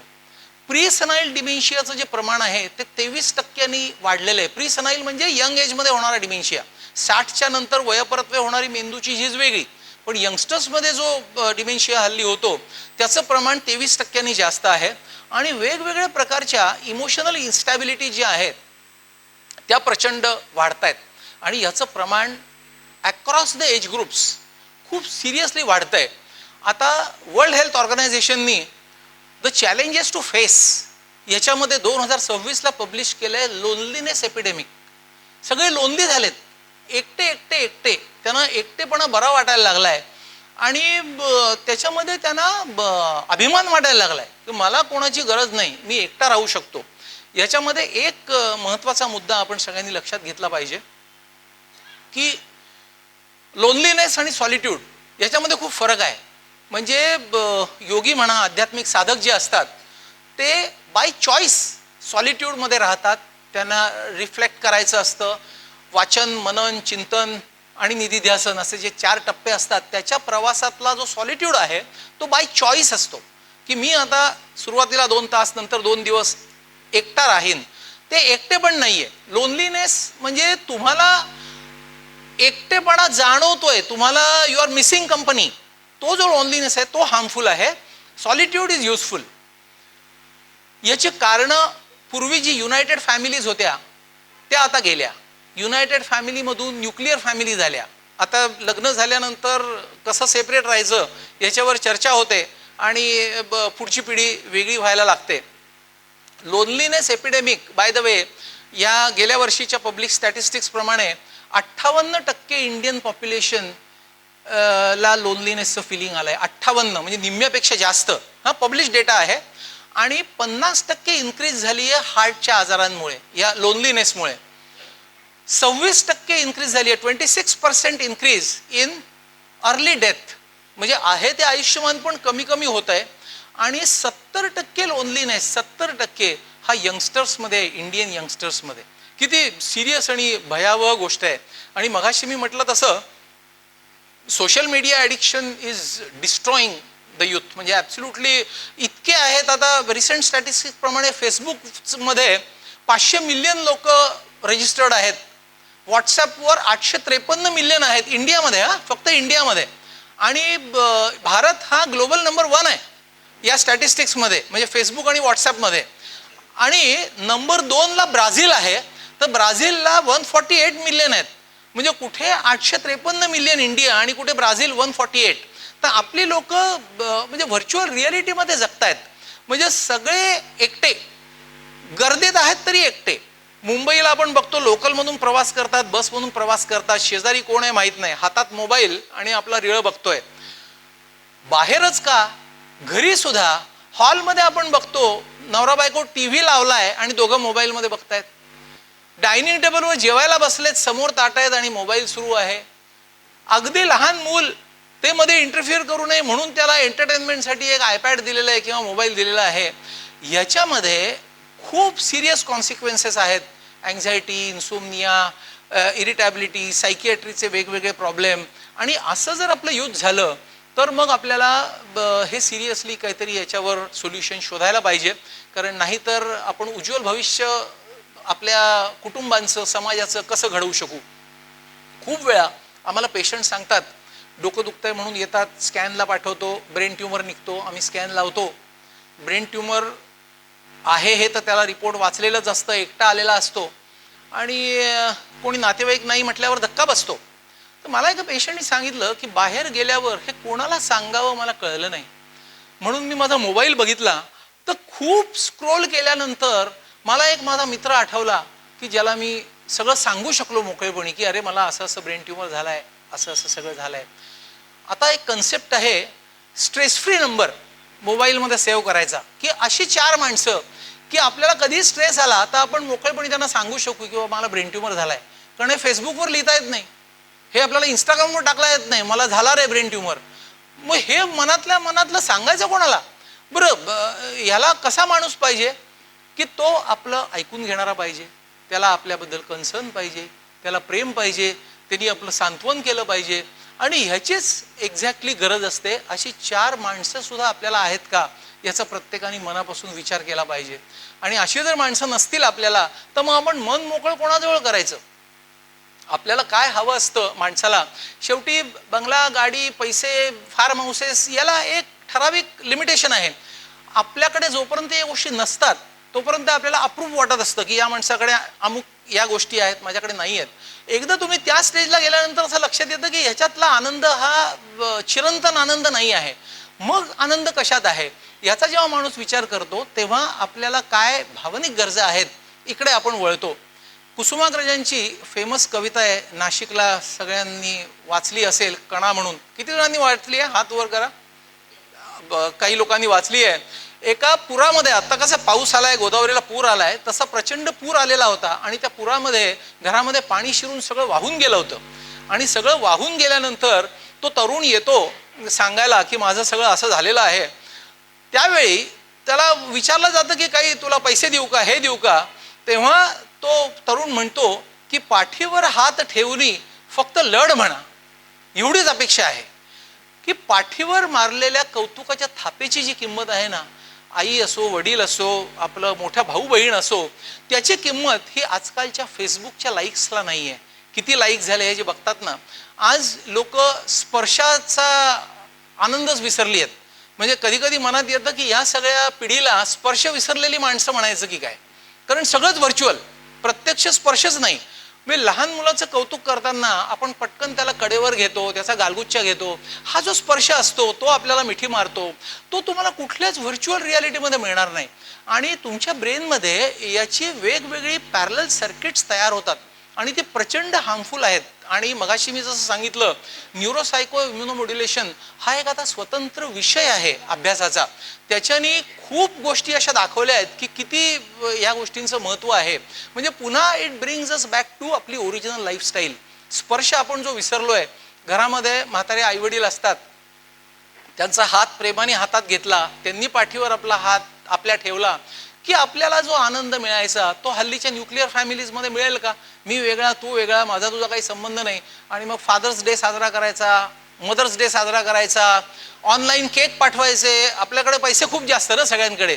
तर ह्या सगळ्या व्हर्च्युअल रियालिटीमध्ये खरं प्रेम नाही आहे आणि तुम्ही तुमच्या स्वतःच्या आयुष्याचं खूप नुकसान करून घेताय आणि आपल्या भावना व्यक्त करायला कोणीच तुम्हाला उरलेलं नाही आहे. आपल्या भावना जर व्यक्त झाल्या नाहीत तर एक नोन सायकोलॉजिकल एंटिटी आहे, त्याचं टायटल आहे इमोशनल कॉन्स्टिपेशन. आपल्याला असं कॉन्स्टिपेशन होतं तसं भावनांचं कॉन्स्टिपेशन. आणि त्याचं प्रेशर इतकं वाढतं की माणूस ॲबनॉर्मल वागायला लागतो. या भावनांचं कॉन्स्टिपेशन आता ट्रीटमेंट काय? कारण वेस्टर्न वर्ल्ड आणि फार ईस्टचे वर्ल्ड हे ट्रीटमेंट शोधतात. जपानमध्ये रुईकाटसू म्हणून ट्रीटमेंट याला शोधलेली आहे. 2013 साली इमोशनल कॅथार्सिस, आपण जसं एरंडेल तेल किंवा इसबगोल घेतो तसं हे भावना कॅथार्सिस करण्यासाठी त्यांनी रुईकाट्सू शोधून काढली आणि 2013 नंतर रेग्युलर ट्रीटमेंट सेंटर्स निघाली. तिथे शांत खोल्या, तिथे मंद प्रकाश, शांत म्युझिक आणि तिथे एक माणूस तुमचा ऐकायला की काय दुःख आहे सांग मला, मग तुमचं सांत्वन करायला, अशी रेग्युलर 45 मिनिटाची अपॉइंटमेंट. आणि हे चालू आहे 2013 पासून. म्हणजे त्यांच्या अपॉइंटमेंट फुल असतात 8-8 दिवस. आणि तुम्हाला आश्चर्य वाटेल, हे नुसतं दुसऱ्या देशांमध्ये राहिलेलं नाही, भारतामध्ये सुद्धा अवेलेबल आहे. आणि त्याची बुकिंग्स बुक माय शो वरून होत आहेत. तुम्ही गुगलला सर्च केलं बुक माय शो वर याची बुकिंग्स आहेत. क्राईम क्लब्स तयार झालेत, लाफिंग क्लब सारखे क्राईम क्लब्स, की मी तुझ्या गळ्यात गळा घालून तुझी दुःख शेअर करीन आणि रडीन. म्हणजे किती विपर्यास आहे हा. आणि हे म्हणजे इथे सेंटर्स जी आहेत त्याच्यामध्ये गरिबांसाठी पण सेंटर्स सुरू केली आहेत. कारण 5-5, 10-10 हजार परवडत नाहीत लोकांना. त्याच्यामुळे गरिबांसाठी एक जुहू बीचला माणूस बसतो. टाइम्समध्ये त्याचा फोटो होता, माझ्याकडे आहे, इथे प्रोजेक्ट नाही करत. तो जुहू बीचला बसून अशा लोकांना सर्व्हिसेस प्रोव्हाइड करायचा की जर 5 मिनिटं फक्त ऐकून घ्यायचं असेल, काय परीक्षेत नापास बिपास झाला तर 250 रुपये, मोठा प्रॉब्लेम असेल तर 500 रुपये, आणि अगदी खूपच वेळ गळ्यात गळा घालून रडायचं असेल तर 1000 रुपये. त्याचा डिस्प्ले आला होता टाइम्समध्ये. तर ही वेळ जी आहे ना, ही कुटुंब व्यवस्थेच्या ऱ्हासामुळे आहे. आणि हेल्दी फॅमिलीज जोपर्यंत बिल्ड होत नाहीत तोपर्यंत ह्याला सोल्युशन नाहीच आहे. ही अधोगती सुरूच राहणार आहे. आणि ह्या अधोगतीला काही म्हणजे आपला हॅपीनेस इंडेक्स आणखी वाईटच होत जाणार आहे. आपण खूप वेळा म्हणतो लग्नाचं वय पूर्वी 20 असायचं, तर प्रत्येक गोष्टीचे फायदे आहेत, तोटे आहेत. 20व्या वर्षी लग्न केलं, पुढची पिढी 20-20-20-20, त्यांनी 20व्या वर्षी केलं, त्याला मूल झालं की 100 वर्षाचा स्पॅन धरला तर 5 पिढ्या व्हायच्या. त्यातल्या 4 पिढ्या तरी हयात असायच्या. म्हणजे आजी, आजोबा, पणजोबा, खापर पणजोबा असं सगळं असायचं. पुढे ते ॲव्हरेज वय 25 झालं. 25 झाल्यानंतर 100 मध्ये 4 पिढ्या झाल्या. त्याच्या पुढे ते 30 झालं, 3 पिढ्या झाल्या. आता तर लोक 30 झाली तरी म्हणतात मला करिअर करायचं आहे, मला अजून लग्न करायचं नाही आहे. अरे अजून करायचं नाही म्हणजे मग कधी करायचं? आणि मग किती पिढ्या उरणार? आणि मग तुम्ही एकटेच राहणार. आपण जे बोलतोय लोनलीनेस एपिडेमिक बद्दल, ते रिव्हर्स होणारच नाही अशी जर गंभीर परिस्थिती राहिली तर. जुलै 2025ला 3rd international Congress on education झाली युनायटेड नेशनला. त्यांनी एक मोठा स्टडी पब्लिश केला की healthy family, healthy child upbringing हे ज्यांच्याकडे आजी आजोबांचा संपर्क आहे त्यांचं खूप पटीने चांगलं होतं की ज्यांच्याकडे आजी आजोबा नाही आहेत घरामध्ये. खूप डिटेल्ड न्यूरोसायकोलॉजिकल ॲनालिसिस आहे त्या स्टडीमध्ये. पण आपल्याकडे जे हल्ली अमेरिकनाइज कल्चर झालं आहे की क्रशमध्ये ठेवून द्यायची, आई वडील बिझी आणि आजी आजोबा कुठेतरी भलतीकडे, आणि नाही तर मग ओल्ड एज होममध्ये. आपल्या नाशिकमध्ये सुद्धा आता ओल्ड एज होम्स वाढायला लागली आहेत. आमच्याकडे पेशंट्स येतात, त्यांचे पत्ते सुद्धा माहिती नसतात. आमको ओल्ड एज होम म्हटलं, एवढी ओल्ड एज होम नाशिकमध्ये आहेत. आणि मुलं कुठे? तर एक मुलगा मुंबईला, एक अमेरिकेत, एक युरोपमध्ये, आणि हवे तेवढे पैसे पाठवू. म्हणजे ही जी सॅड स्टेट ऑफ अफेअर्स आहे ना, ही जर आपण बदलली नाही तर कसं होणार? याची जाणीव आता कुटुंबाचं महत्त्व सगळ्यांना पटायला लागलं आहे. म्हणून मगाशी जसं मी म्हटलं मदर्स डे, फादर्स डे, तसा आंतरराष्ट्रीय कुटुंब दिवस साजरा होतो की कुटुंबात एकत्र राहा. 15 मे हा युनायटेड नेशनच्या जनरल असेंब्लीनी 1993ला सुरू केला, स्पेशल रेझोल्युशन पास करून. आणि त्याचे डिटेल्स आहेत रेझोल्युशन नंबर 47/138. तुम्ही गुगल सर्च करू शकता की काय काय करा कुटुंबाचं महत्त्व वाढवायला. की सगळे आपले आजी आजोबा, आई वडील सगळ्यांनी एकत्र भेटा, एकत्र जेवा, सकाळी उठल्यापासून रात्रीपर्यंत एकत्र राहा आणि मग बाय बाय करा. ही कुटुंबाची त्यांची कन्सेप्ट. पण आपल्याला जर फॅमिलीज डिस्ट्रॉय होऊ नये असं वाटत असेल तर पुन्हा it boils down to basic संस्कार. आपले जे संस्कार रुईन झाले ना आता, त्या रुईन संस्कारामुळे अनहेल्दी माइंड झालं. अनहेल्दी माइंडमुळे अनहेल्दी सगळंच पुढचं होत गेलं. आपण जे 16 संस्कार म्हणतो त्या 16 संस्कारामध्ये गर्भाधानापासून पुवसन, सीमोंतनयन, जातकर्म, नामकरण असे सगळे 16 संस्कार आहेत. मुंज, उपमुंज आणि विवाह.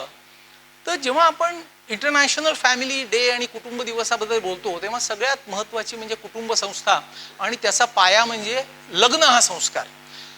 तर लग्न हा जो संस्कार आहे हा सुद्धा अतिशय महत्त्वाचा संस्कार आहे. आणि या संस्काराची जशी अधोगती होत चालली त्या अधोगतीमुळे कुटुंब व्यवस्था मोडकळीला आली. हे रिज्युमिनेट आपल्याला करता येईल का ह्याचा विचार केला पाहिजे. आज लग्न हा संस्कार नाही तर तो इव्हेंट झाला आहे. इव्हेंट मॅनेजमेंटची लोक येतात, लाखोच नाही करोडो रुपये खर्च करतात आणि मग तिथे जे काय खेळ चाललेले असतात ते बघवत नाहीत. म्हणजे एकमेकांना मुलीला उचलतात, त्यांना हार घालू देत नाहीत. अरे लग्नाने तुम्ही एकमेकांना हार घाला ही अपेक्षा आहे, तर तुम्ही घालू कसे देत नाही? आणि हे त्यांच्या आईवडिलांना पण चालतं का? या सगळ्याचा अर्थ समजावून सांगायला काही पूर्वतयारी आपण करतो का लग्नाच्या आधी? म्हणजे लग्न हा संस्कार आहे हे त्या नवरा मुलीला आणि नवऱ्या मुलीला कोणीतरी समजावून सांगायला पाहिजे. त्याच्यासाठी एखादं सेशन पाहिजे. आपण प्री वेडिंग फोटोशूट करतो हल्ली, हजारो नाही लाखो रुपये देऊन. त्याच्यात अभिमान वाटतो की आम्ही इतक्या लाखाचं प्री वेडिंग फोटोशूट केलं आणि मग त्याच्यात काय काय व्हिडिओ आणि हे सगळे बघतो आपण. त्याच्याऐवजी आपण जर भटजींकडून संस्कार समजून घेतले की लग्न म्हणजे काय आहे, आपल्या लग्नाचा विधी अतिशय सुंदर आहे आणि तो संस्कारित करायला केपेबल आहे जर अर्थ आपल्याला कळला तर. म्हणजे कन्यादानामध्ये कन्यादान केली म्हणजे काय अर्थ आहे हे समजावून सांगितलेलं आहे. पाणीग्रहणामध्ये ते दान स्वीकारलंय, पण नुसतं दान स्वीकारलं नाही, त्याच्यावर काही जबाबदारी आहे. ती जबाबदारी कोणाची आहे? तर लाजाहोम मध्ये अग्नीला साक्षी होऊन सांगितलेलं आहे की 2 कुटुंबांना ते जोडलेलं आहे. हे तुझं, हे माझं. हा जो सध्याचा भाग आहे तो, हे जर संस्कार आपण स्ट्रेंथन केले तर मला असं वाटतं खूप बदल आपण त्याच्यामध्ये करू शकू. सप्तपदीच्या सुद्धा, आता मी खोलात जात नाही, सप्तपदीच्या सुद्धा 7 पदांमध्ये जे 7 मेसेजेस दिलेले आहेत ते खूप म्हणजे महत्त्वाचे आहेत. संस्कार नुसते लग्नाच्या दिवशी थांबत नाहीत. गृहप्रवेश हे सुद्धा एक फॅमिली आणि कम्युनिटी अफेअर असतं. जेव्हा सगळे एकत्र येतो ना तेव्हा सोशल हेल्थ, फॅमिली हेल्थ ही आपोआप स्ट्रेंथन होते. नंतर अष्टमी पूजन असतं, पहिलं वर्षभर वेगवेगळे सण असतात. हे सगळे कौटुंबिक एकात्मतेचे पाये आहेत आणि ते आपण उद्ध्वस्त केलेले आहेत. का उद्ध्वस्त केलेले आहेत? हक्क आणि जबाबदाऱ्या याच्याबद्दल आता बॅटल सुरू झालंय की हा माझा हक्क आहे. लोकांच्या कोर्टातली कलम पाठ आहेत, याच्याप्रमाणे माझा हा हक्क आहे, त्याच्याप्रमाणे तुझा हा हक्क आहे. पण हक्काची दुसरी बाजू कर्तव्य आहे, जबाबदारी आहे, ही आपण विसरलोय. हा सुद्धा खूप मोठा विषय आहे बोलायला. मी आता 10 मिनिटांमध्ये थांबणार आहे. पण महत्त्वाचे मुद्दे जे टच करावेसे वाटतात ना, हल्ली पर्टिक्युलरली युथला आपण मेसेज द्यायला पाहिजे की एकमेकांमध्ये आपण जे समत्वम योग उच्चते म्हटलं, संतुलन म्हटलं, बॅलन्स म्हटला, डायनामिक इक्विलिब्रियम म्हटला, तसा इक्विलिब्रियम हा मॅन आणि वुमन मध्ये आपल्याला पुरातन काळापासून सांगितलेलं आहे की शिव आणि शक्ती या दोन्हीची जी रूपं आहेत, शिव आणि पार्वती, ह्या सगळ्याचं जो बॅलन्स होतो तो सध्या डिस्ट्रॉय झालाय. आणि आजकाल म्हणजे पूर्वीच्या काळी जे स्त्रियांवर अतिशय अन्याय व्हायचे वेगवेगळ्या प्रकारचे, तर त्याच्यामुळे ही वुमन एम्पॉवरमेंट मुवमेंट सुरू झाली, जेंडर इक्वॅलिटीची मुवमेंट सुरू झाली. पण त्याचा जेव्हा अतिरेक झाला, up to some extent that was justified, की कोणाचवर अन्याय व्हायला नको, दोन्ही बाजूंना इक्वल हे पाहिजे. पण त्याचा जेव्हा अतिरेक झाला तेव्हा त्या अतिरेकाने कुटुंब व्यवस्था डिस्ट्रॉय होत चालली की काय असं बघायला पाहिजे. प्रत्येकाला आजकाल माझी स्पेस पाहिजे म्हणतात. मी शेअर नाही करणार. इमॅजिन करा एक बलून आहे, त्याच्या आत मी राहतोय, त्याची माझी स्पेस आहे. हा बलून एक्सपांड झाला, एक्सपांड झाला, एक्सपांड झाला, तर शेवटी भिंती फोडून तो बाहेर पडेल. मग तुमचं घर आणि कुटुंब राहणारच नाही. प्रत्येकाची स्पेस वेगळी. पुन्हा घरं प्रत्येकाला इतकी मोठी की घरात जेवढी माणसं आहेत त्याच्यापेक्षा जास्त बेडरूम असतात हल्लीकडे. मी म्हटलं तसं सगळ्याच सेक्टर्समध्ये प्रॉस्पेरिटी आपली होती आहे, त्याच्यामुळे पैसे सगळ्यांकडे भरपूर आहेत. तर इतक्या मोठ्या घरांमध्ये एकमेकांशी बोलतात सुद्धा इंटरकॉमवर. म्हणजे स्पर्श नसलेली माणसं, मी जे म्हटलं ना की कुठलाच शारीरिक, मानसिक, भावनिक स्पर्शच उरलेला नाही आहे. आणि ह्याच्यामुळे सगळ्याचा अतिरेक होतोय. आणि या अतिरेकामुळे पूर्वी जे होतं रिलेशनशिपमध्ये की थोडंसं भांडण झालं तरी तुझं माझं जमेना, पण थोड्या वेळाने तुझ्या वाचून करमेना, हे बॉटम लाईन होती. आजकाल काय आहे, मी पण स्वतंत्र, मलाही पैसे मिळतात, तुलाही पैसे मिळतात. तर फाउंडेशन जर ते नसलं तर तुझा रस्ता वेगळा, माझा रस्ता वेगळा. आणि स्टॅटिस्टिक्स असं दाखवतं की गेल्या 2 डिकेड्समध्ये, मी नॅशनल लॉ युनिव्हर्सिटीला व्हिजिटिंग प्रोफेसर आहे, तिकडे डायव्होर्स आणि कॉन्फ्लिक्ट रेझोल्युशनबद्दल जेव्हा टॉक्स देताना अभ्यास झाला तेव्हा स्टॅटिस्टिक्स इतकं भयावह दिसलं मला की 400% वाढ गेल्या 20 वर्षात झाली आहे डायव्होर्समध्ये. इंडियामध्ये डायव्होर्स रेट 400% वाढला आहे याच सायकोलॉजीमुळे की तुझं माझं पटत नाही, मग कशाला आपण एकटं राहायचं, तुझा मार्ग वेगळा, माझा मार्ग वेगळा, तुझ्याकडे भरपूर पैसे, माझ्याकडे भरपूर पैसे. 3 times this number is the statistics of separated पण yet not officially divorced. Divorce petition file केलेलं आहे, दोघं वेगळं राहत आहेत आणि वर्षानुवर्ष तारीख पे तारीख चालली आहे. तारीख पे तारीखला अनेक फॅक्टर्स आहेत, दोन्ही पार्टीजही डिले करू शकतं, कोर्टही डिले करू शकतं, 100 कारणं असतात. तर असे वेगळे राहणाऱ्यांचं 3 पट प्रमाण आहे आणि त्याच्याही पेक्षा 3 पट प्रमाण आहे अनसेपरेटेड पण एकाच घरात राहून सेपरेट राहणाऱ्यांसारखे, एकाचं दुसऱ्याला काही पत्ता माहिती नाही. तर ही म्हणजे वेगळं सगळं, खाणं पिणं वेगळं, सगळं वेगळं, नोकर चाकर सगळं करतात. तर हे जे डिस्ट्रॉईंग सिच्युएशन आहे ना, याला एक्सक्यूज दिला जातं की we have gone through tough times, आता नाही सहन करणार, सहनशक्ती संपली. कधी कधी असं वाटतं, रामायणातला जो श्लोक आहे, जटायू वध जेव्हा झाला त्यावेळी राम उद्विग्न होऊन म्हणतो की माझ्या जेव्हा राज्याभिषेक होणार होता त्यावेळी राज्य माझ्याकडून हिरावून घेतलं गेलं, मी राजा बनणार होतो पण वनवासात आलो. वनवासात आल्यानंतर सीतेला पळवून नेलं रावणाने आणि सीतेला, माझ्या बायकोला मी मुकलो आणि त्याच्यानंतर आता तर जटायू जो माझा एकमेव मित्र तोही मेला. म्हणजे दैव कसली परीक्षा घेत आहे. तर इतके वनवास आणि हाल सोसणारा राम जर आपला आदर्श असेल तर त्याच्याशी तुलना केलं तर आपल्या हार्डशिप्स आणि काय आहेत, आपल्याला कुठेही ॲडजस्टमेंट करायला नको, आपल्याला जबाबदारी ही जाणीव नको आणि त्याचे परिणाम हे खूप सिरियस आहेत. आणि ह्याच्यामध्ये मूलभूत कारण आहे इगो, प्रत्येकाचा इगो. आपण एकमेकांशी कॉम्प्रोमाइज करायला तयार होत नाही. आपलं धडधडीत चूक असलं तरी चूक म्हणण्यामध्ये आपल्याला कमीपणा वाटतो, क्षमा मागायला कमीपणा वाटतो. हा इगो कसला याचा आपण विचार केला पाहिजे. आपण जर नीट विचार केला तर आपल्या लक्षात येतं की आपल्याला जन्म कोणीतरी दुसऱ्यांनीच दिला, आपलं नाव कोणीतरी दुसऱ्यांनीच ठेवलं, आपल्याला शिक्षण कोणीतरी दुसऱ्यांनीच दिलं, आपल्याला रोजगार तो सुद्धा कोणीतरी दुसऱ्यांनीच दिला. अगदी स्मॉल स्केल स्वतःचं असलं तरी सुद्धा क्लायंट हाच देव ना, त्याच्यामुळे आपल्याला बिझनेस मिळाला. आपल्याला इज्जत जी दिली, नेम फेम रेकग्निशन, हे समाजाने दिलं. जन्मल्यानंतरची पहिली आंघोळ पण कोणीतरी घातली आणि शेवटची आंघोळ पण कोणीतरी घालणार. मग आपण स्मशानभूमीतही कोणीतरी घेऊन जाणार. मग हा इगो नक्की कसला. आणि हा जर इगो आपण दूर ठेवला तर आपण इझिली दुसऱ्याला आपण मोकळेपणे ओपन अप होऊ आणि छोट्या छोट्या गोष्टी आपण सेटल करायला उद्युक्त होऊ. जैन उत्सवामध्ये पर्युषण संवत्सरी साजरी केली जातात. 8 दिवसाचं त्यांचं पर्युषण पर्व असतं. त्याचा शेवटचा दिवस साजरा केला जातो. ते म्हणतात मिच्छामी दुक्कडम, जे जे काय मी चूक केलं असेल त्याच्याबद्दल सॉरी. एकमेकांना आपण जर हॅपी दिवाळी म्हणतो तर ते एकमेकांना मी जर तुला काही हर्ट केलं असेल तर त्याच्याबद्दल सॉरी असंच म्हणतात भेटल्यानंतर. तर ह्याच्यातून खूप शिकण्यासारखं आहे. खामे खमणा असंही त्या उत्सवाचं नाव आहे. तर हे जर आपण फॉलो केलं तर खूप काही गोष्टी आपल्याला पुढे नेता येतील. सध्याची जी परिस्थिती आहे त्या परिस्थितीतून मला असं वाटतं अनेक फॅक्टर्स आपण टच केले. आपण थोडा प्रश्नोत्तरांना पण वेळ ठेवू आणि 5 मिनिटांमध्ये मी हे करू. खूप लोकांना असं वाटतं की पैशाचं काहीच महत्त्व नाही का. तर पैशाचं निश्चित महत्त्व आहे, कारण माणूस पैशाशिवाय जगूच शकत नाही. म्हणजे माझा असा मेसेज नाही आहे की तुम्ही पैशाला महत्त्व देऊ नका, पैसा हा तर लागतोच. म्हणजे जी 3 महत्त्वाच्या नीतिमत्तेबद्दलची कमेंट्रीज आहेत, चाणक्य नीती, विदुर नीती आणि भर्तृहरी नीती. राजा भर्तृहरीची जी भर्तृहरी नीती आहे त्याच्यात त्यांनी सांगितलेलं आहे की दारिद्र्य हे मरणापेक्षा सुद्धा वाईट. कारण अगदी एखाद्याला फासावर दिलं तरी तो त्याच क्षणी मृत्यूचा एक क्षण असतो. दरिद्री माणूस ज्याच्याकडे पैसे नाहीत तो रोज मरत असतो थोडा थोडा. म्हणून दरिद्री नको, पण मेंटेन अ बॅलन्स. पुन्हा तिथेच आपण गोल फिरून येतो. समत्वम योग उच्चते याचा अर्थ किती मोठा आहे की गरीब नको याचा अर्थ पैसा पैसा पैसा अति पैसा आणि at the cost of doing wrong things. या चक्रात जर माणूस सापडला ना तर खूप सिरियस त्याचे परिणाम होऊ शकतात. आपल्याकडे जुन्या संस्कारांमध्ये श्रीसूक्त सुचवलं, आपल्याला शिकवलं जातं श्रीसूक्त. श्रीसूक्तामध्ये अगदी क्लिअर डेफिनेशन दिली आहे की चांगला पैसा म्हणजे काय. मानाने मिळवलेला लक्ष्मी कशी असावी तर गजलक्ष्मी असावी. हत्तीवरून आलेली, ओपनली ब्राईब घेतलेली, टेबल खालून घेतलेली त्याला लक्ष्मी म्हणतच नाहीत, त्याला अवदसा म्हणतात, कारण ती पटकन निघून जाते.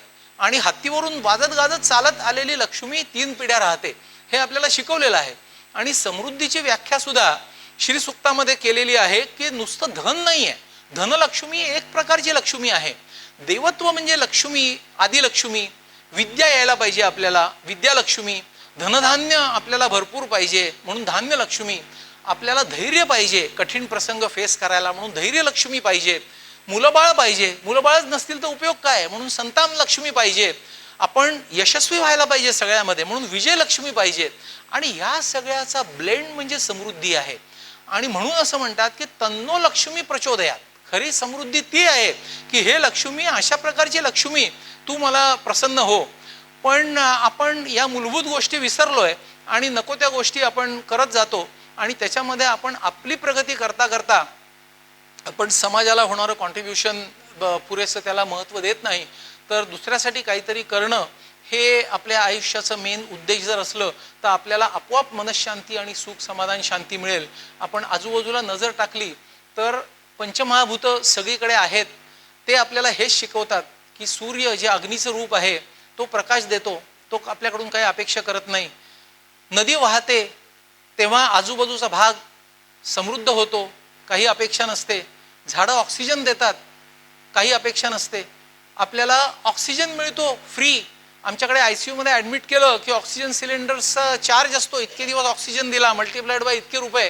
तर बाहेर मोकळा फ्री ऑक्सिजन आहे, त्याला आपल्याला काहीच चार्ज लागत नाही. जमिनीतून जेव्हा बी पेरलेलं उगवतं तेव्हा जमीन खूप गोष्टी देते.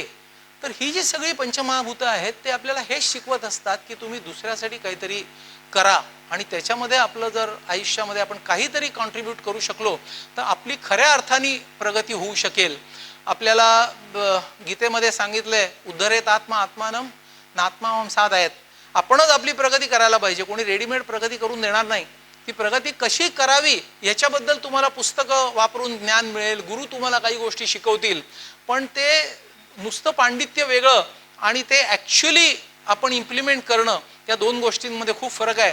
त्याच्यासाठी आपण स्वतः शांतपणे एकांतात, एकटेपणा नाही, विचार केला पाहिजे की मी काय करू शकीन सुखी समाधानी व्हायला. आणि हे सगळं लवकरात लवकर आत्ताच्या आत्ता केलं पाहिजे. खूप वेळा लोकांना काय वाटतं सध्या मी फार बिझी आहे, मी रिटायर्ड झाल्यावर हे सगळं करीन. पण तसं ते कधीच पुढे होत नाही. It has to be now and here. एक पुस्तक आहे खूप छान, when breath becomes air. Paul Kalanithi म्हणून न्यूरोसर्जन होता, तो अतिशय यंग एजमध्ये सडनली गेला. आणि त्यांनी ते पुस्तक लिहिलेलं आहे, पोस्टह्युमस लिहिलं आहे त्याच्यावर की अगदी आत्ता आत्ता त्याचा श्वास होता आणि नंतर ती फक्त हवा झाली एका क्षणात सडनली गेल्यामुळे. तर तो क्षण कधीही कोणाहीवर येऊ शकतो.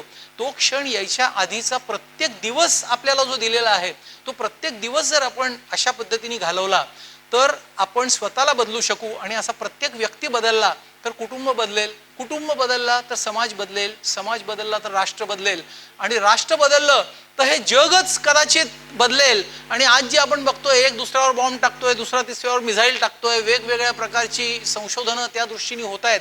या सगळ्यामध्ये सुख शांती समाधान याच्या उलट्या दिशेने प्रवास होतोय. तो आपल्याला पुन्हा सुलट करता येईल का याचा आपण सगळे विचार करूया.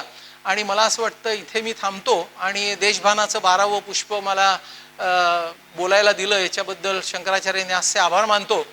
आणि आपण मला वाटतं प्रश्न उत्तरांकडे वळूया. खूप काही कुठल्याही प्रकारचे प्रश्न असतील तरी चालेल या विषयावर, किंवा ब्रेनशी संबंधात तुम्हाला काही जरी विचारायचं असलं तरी तुम्ही मोकळेपणे मला विचारू शकता. फक्त प्रश्न आत्ता वंदनाताईंनी सांगितलं तसं लिहून दिले तर ते सोयीचं होईल, कारण एकदम एका वेळी 4 जण उभे राहतात आणि वैयक्तिक प्रश्न नको, म्हणजे मला अमुक त्रास आहे तर काय करू ते तपासल्याशिवाय समजत नाही. तर चिठ्ठीवर लिहून आलं की आपण सुरू करूया.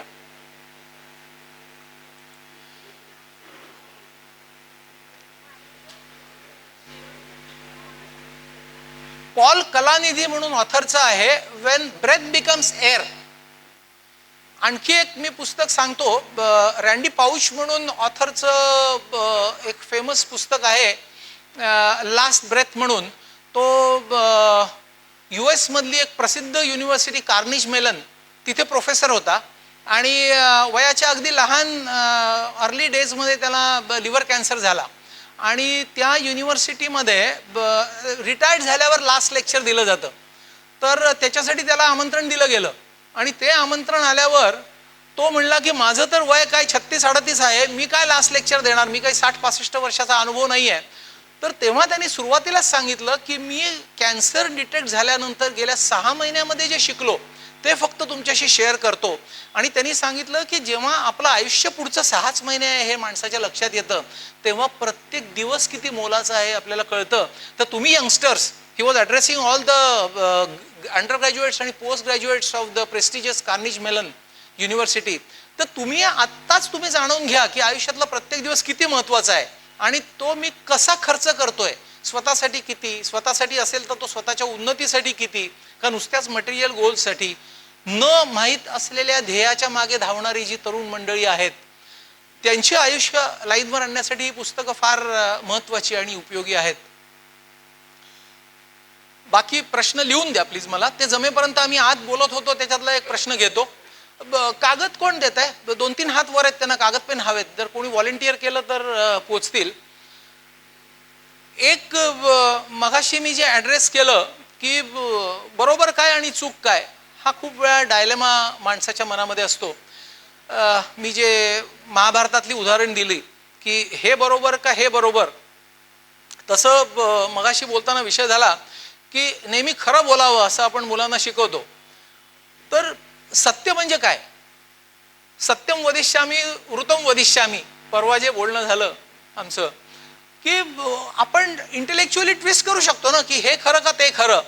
त्याचं एक छोटंसं उदाहरण बऱ्याचदा मी आता भिडे सरांना परवा बोलताना दिलं की कोर्टामध्ये जेव्हा केस चालते तेव्हा दोन्ही वकील सत्य म्हणूनच it is put across to the court.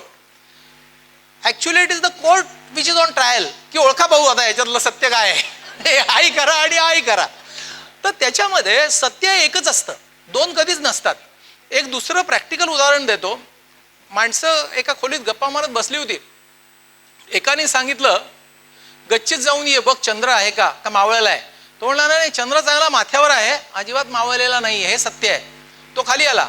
दुसरा गेला वर, तो म्हणला चंद्रच नाही आहे, बहुतेक मावळायला असेल, आकाशात चंद्र नाही, हे सत्य आहे. आणि एक म्हणला चंद्र आहे, सत्य आहे. ॲक्च्युली खरं ऋत म्हणजे पास्ट, प्रेझेंट आणि फ्युचर मधलं सत्य. ते असं होतं की मावळायला नव्हता चंद्र, तो आकाशातच होता. पहिला माणूस जेव्हा गेला तेव्हा तो दिसला त्याला. दुसरा माणूस जेव्हा गेला त्याच्या समोर एक काळा ढग आला होता, त्या काळ्या ढगाने तो चंद्र झाकला होता. दोघं म्हणत होते मी सत्यच सांगितलंय, दोघांचं सत्यच होतं. पण ऋत काय होतं? ऋत होतं की आधीच्या वेळी ढग होता, नंतरच्या वेळी नव्हता. तर कास ऋताची धरायची असते. आपण अथर्व शीर्षामध्ये पण म्हणतो सत्यम वदिष्यामी ऋतम वदिष्यामी. या सगळ्याचा आपण अर्थ खोलात घेऊन, मगाशी मी लग्नाच्या संस्कारांबद्दल म्हटलं ना, हे संस्कार खूप पॉवरफुल आहेत. म्हणजे ते आपण जोपर्यंत हे करत नाही तोपर्यंत त्याला काही मार्ग नाही. आता आपण प्रश्न घेऊया. आता खूपच ब्रॉड प्रश्न आहे पण घेतो मी. डोकेदुखीवर उपाय काय? तर डोकेदुखी हा अनेक भाषणांचा विषय, एकाच भाषणाचा नाही. त्याच्यामध्ये अनेक कारणं आहेत. आणि आपण जसं तापाला म्हणतो की नाही की तापावर उपाय काय, तर ताप मलेरिया आहे का, टायफॉइड आहे का, डेंग्यू आहे का, करोना आता येत आहेत वेगवेगळे, तर उपाय हा त्याच्यावर असतो. ते आम्हाला टेस्ट केल्यावर कळतं कशामुळे डोकं दुखत आहेत. पण एक पॉझिटिव्ह गोष्ट मी तुम्हाला सांगतो की प्रत्येक डोकेदुखी ही ब्रेन ट्युमरनी नसते. लोक आमच्याकडे येतात, स्कॅन करून येऊ का, स्कॅन करून येऊ का. अरे तुला तपासू दे पहिल्यांदा, स्कॅन करायची गरज आहे का? आम्हाला 2 मिनिटात ब्रेनचं प्रेशर बघून कळतं की याला गरज आहे का. ब्रेनचं प्रेशरच नॉर्मल असतं तर गरज नसते प्रत्येकाला. आजकाल काही अतिहुशार माणसं स्वतः स्कॅन करून घेऊन येतात की डॉक्टर स्कॅन पण करून आणलं तरी डोकं दुखतं. तर डोकेदुखीला खूप हे आहे. दुसरा प्रश्न आहे कंपवात हा मेंदूचा आजार आहे का आणि त्याच्यावर उपाय काय. पुन्हा कंपवात म्हणजे थरथर होणं, त्याच्यातही अनेक प्रकार आणि उपप्रकार आहेत. पार्किन्सनमुळे थरथर होते, मुवमेंट डिसऑर्डर्स आहेत, कोरिया आहे, खूप त्याच्यात प्रकार आहेत. प्रत्येक प्रकारावर उपचार वेगळा आहे पण निश्चितपणे उपचार आहेत. म्हणजे मेडिकल मॅनेजमेंट पण आहे. औषधं जिथे फेल होतात तिथे पार्किन्सन्सवर ऑपरेशन्स पण केली जातात, ज्याला डीप ब्रेन स्टिम्युलेशन म्हणतात. त्याच्यातही खूप साऱ्या गोष्टी होतात. तो उपचार नक्कीच आहेत. आणि कंपवात हा नक्कीच मेंदूचा आजार आहे. हा तिसरा प्रश्न. पुढचा प्रश्न आहे कॅन्सर हा सायकोसोमॅटिक आहे की नाही. सायकोसोमॅटिक आजार त्याला म्हटलं जातं की ज्या आजाराचं मूळ मनामध्ये आहे. म्हणजे एखादा माणूस म्हणतो की माझं बोट दुखतंय, त्या बोटात काही आजार नसतो, तपासलं तर काही नाही, एक्सरे काढला तर काही नाही, स्कॅन काढला तरी काही नाही, पण त्याच्या मनामध्ये असं असतं की आपलं बोट दुखतंय. मग त्याला असं वाटतं की आपल्या डॉक्टरला समजत नाही आहे, मग तो दुसऱ्या डॉक्टरकडे जातो, तिसऱ्या डॉक्टरकडे जातो आणि एवढे गठ्ठे घेऊन आमच्याकडे येतात. ॲक्च्युली मूळ त्याच्या मनात असतं. आता कॅन्सरचं मी जे मगाशी सांगितलं तुम्हाला की कॅन्सरचं रूट हे अनस्टेबल माइंडमध्ये आहे, पण तो खूप लॉंग लूप आहे. म्हणजे त्यामुळे इम्युनिटी आपली अफेक्ट होते. इम्युनिटी अफेक्ट झाली की आपल्या कॅन्सर सेल्स डोकं वर काढतात का, तिथे जीन्सचा संबंध आहे, तुमचा जिनोम सिक्वेन्स काय आहे त्याच्याशी संबंध आहे. त्याच्यामुळे त्या आजाराला काही सायकोसोमॅटिक आजार म्हणता येणार नाही. सायकोसोमॅटिक आजार म्हणजे सोमा म्हणजे बॉडी, साईक म्हणजे मन, तर सोमा म्हणजे शरीरात काहीच आजार नाही. इथे ब्रेन ट्युमर आहे तुम्हाला, त्याच्यामुळे कॅन्सर किंवा ब्रेन ट्युमर हा सायकोसोमॅटिक आजार नक्कीच नाही. दुसरं लिहिलं आहे की झोप लागत नाही, त्याच्यावर वेगवेगळ्या मुद्रा केल्या तर काय होतं. आता ह्या दोन्ही वेगळ्या वेगळ्या गोष्टी आहेत. झोप पुन्हा लागत नाही याची अनेक कारणं आहेत. मी मगाशी म्हटलं तसं मन शांत करणं, मूळ कारणावर विचार करून ते विचार काढून टाकणं आणि त्याच्यानंतर शवासन, योगनिद्रा, न्यास ह्या गोष्टी अवलंबणं हाच त्याला एकमेव उपाय राहतो. खूप लोक बेसिक कारण ॲड्रेस न करता हे करायला बसतात पुढच्या गोष्टी आणि मग म्हणतात आम्हाला शवासन जमत नाही, आम्हाला ध्यान करणं जमत नाही. एकदम जमेल कसं? जर माइंड तुमचं टर्ब्युलंट आहे तर ते शांत झाल्याशिवाय या पुढच्या गोष्टी जमणारच नाही आहेत. त्याच्यामुळे there is something called as emotional sublimation, म्हणजे भावनांचं बाष्पीभवन. पाण्याची कशी वाफ होऊन जाते तसं भावना काढून टाकायच्या, त्याची वाफ करून टाकायची, बाष्पीभवन करून टाकायचं, त्याला म्हणतात इमोशनल सब्लिमेशन. म्हणजे एक एक थॉटवर विचार करायचा की मन कशाने डिस्टर्ब होत आहे आपलं. एखादा मुलगा परीक्षेत नापास झाला, नेहमी पहिला येणारा मुलगा आहे, तो नापास झाला. का नापास झाला? त्याला 2 दिवस ताप आला होता. त्याला ते डाचत असतं की आपला नेहमी पहिला येतो आणि आपण का नापास झालो. तर ते मनातनं काढून टाकता येणार नाही जोपर्यंत तुम्ही त्याच्यावर कॉज अँड इफेक्ट अनालिसिसनी ते चर्चा करत नाही की यावेळी का असं झालं की मला बरं नव्हतं म्हणून अभ्यास झाला नाही म्हणून परीक्षा नीट झाली नाही म्हणून नापास झाला. पुढच्या वेळी तसं होणार नाही, पुढच्या वेळी तू पुन्हा पहिला येशील. म्हणजे तो विचार जसा रुतलेला काटा असतो तसा तो काढून टाकायचा आणि ते काढून टाकल्यानंतर मग you are in a position to relax. मग शवासन, योगनिद्रा, न्यास या सगळ्या गोष्टी आपल्याला उपयोगी पडू शकतील. मुद्रांचं जे विचारलंय ना, तर मुद्रा ज्या आहेत त्या आपल्या शरीरामधल्या ज्या वेगवेगळ्या क्वांटम एनर्जीज आहेत त्याच्याशी लिंक्ड आहेत. त्याचा निश्चितपणे उपयोग होतो, पण त्या योग्य पद्धतीने फॉलो केल्या पाहिजेत, कारण ते एक स्वतंत्र शास्त्र आहे. म्हणजे त्याच्या घेरंड संहितेमध्ये खूप डिटेल्ड चर्चा आहे मुद्रा विज्ञान आणि मुद्रा योग आणि मुद्राशास्त्र. तर ह्याचा नीट ज्याचा अभ्यास आहे त्यांनी शिकवलेल्या मुद्राच आपण फॉलो केल्या पाहिजेत. तसाच प्रश्न चक्रांबद्दल विचारला जातात. तर चक्र म्हणजे ॲनाटॉमिकल प्लेक्सस येत नाहीत, त्याच्या आजूबाजूच्या ज्या एनर्जीज असतात त्या एनर्जीज रेग्युलेट करण्याची जी मेकॅनिझम्स आहेत ती जर चुकीच्या पद्धतीने झाली तर मग त्याचे दुष्परिणाम पण होतात. त्याच्यामुळे ह्या गोष्टी करताना अतिशय सावधतेने आपण करायला पाहिजे. दुसरं आहे आर्टिफिशियल इंटेलिजन्स, कृत्रिम बुद्धिमत्ता, याचा ब्रेन सायन्सेसशी संबंध काय? खूप संबंध आहे आणि आता हे फ्युचर आहे. म्हणजे भारताने पण खूप त्याच्यामध्ये मोठी इन्व्हेस्टमेंट केलेली आहे. जगभर आर्टिफिशियल इंटेलिजन्सला पर्यायच नाही आहे. आर्टिफिशियल इंटेलिजन्स हा कसा वापरायचा ह्याच्यावर खूप अवलंबून आहे की तो मित्र की शत्रू. म्हणजे मी मगाशी जसं टीव्हीचं, मोबाईलचं उदाहरण दिलं तसं artificial intelligence can never be able to replace human intelligence. कारण आपण म्हणतो तसं man behind the machine is going to be always the key factor. आणखीन एक महत्त्वाचा मुद्दा असा की आर्टिफिशियल इंटेलिजन्स जो आहे तो आर्टिफिशियलच राहणार आहे, त्याच्यात इमोशन्स नसणार आहेत. मग इमोशनलेस इंटेलिजन्स तो आहे. पण नाण्याची दुसरी बाजू अशी की तो इतक्या गोष्टी सोप्या करतो आणि इतका मोठा डेटा तो ॲनालाइज करून देतो आपल्याला की त्याच्याशिवाय आपण उगीच ओझी वाहण्यात काही उपयोग नाही आहे. म्हणजे आपल्याला जर 14व्या मजल्यावर जायचं एखाद्या बिल्डिंगला, लिफ्ट आहे, तर ती आर्टिफिशियल जरी असली, त्याला इमोशन्स नसल्या तरी आपण ते आर्टिफिशियल आहे म्हणून मी जिनात चढत जाईन 14व्या मजल्यावर म्हटलं तर वेडेपणाचं होईल. त्याच्यामुळे आर्टिफिशियल इंटेलिजन्स नक्कीच वापरायचा, पण तो कसा वापरायचा, केव्हा वापरायचा, कुठे वापरायचा आणि किती वापरायचा याचं डिस्क्रिप्शन आपण ठेवलं पाहिजे. मी खूप वेळा पेरेंट्स मला म्हणतात की अभ्यास जो करतायत, गीता वर हे घेऊन जा जरा पडतंय. तर अभ्यास आता परीक्षा जवळ आली, त्याच्यामुळे आम्ही काय केलं की आम्ही टी व्हीचं कनेक्शन काढून टाकलं, केबलचं. तर वेडेपणा आहे. टी व्हीचं केबलचं कनेक्शनच काढून टाकणं, हे पण की पण म्हणजे दुसरं टोक झालं. आपल्याला गोल्डन मीन साधला पाहिजे की टी व्हीचा वापर तुम्ही कसा करता हे महत्वाचं आहे. जगात काय चाललंय तुम्हाला कळणारच नाही. 5 मिनिटं, 10 मिनिटं, 15 मिनिटं टी व्ही बघून काय अभ्यासावर परिणाम नाही होत. अवेअरनेस जो आहे ना, सोशल अवेअरनेस, देशाबद्दलचा अवेअरनेस, कुठे काय चाललंय हे कळायलाच पाहिजे. दिवसाच्या शेवटी 5-10 मिनिटं बघितलं तरी चालू शकेल. पण टी व्हीचं कनेक्शन काढलं तर तुम्ही टी व्हीच्या फायद्यांना पण मुक्ता. तसाच मोबाईल फोनचा पण आहे. मोबाईल ॲडिक्शन ही नॉन एंटिटी झाली आहे हल्ली, म्हणजे व्यसनच. जसं दारू, सिगरेट, तंबाखूचं असतं तसं मोबाईलचं ॲडिक्शन. पण म्हणून मोबाईलच वापरायचा नाही का, फेकून द्यायचा का मोबाईल, असं नाही आहे. मोबाईल अतिशय उपयुक्त गोष्ट आहे.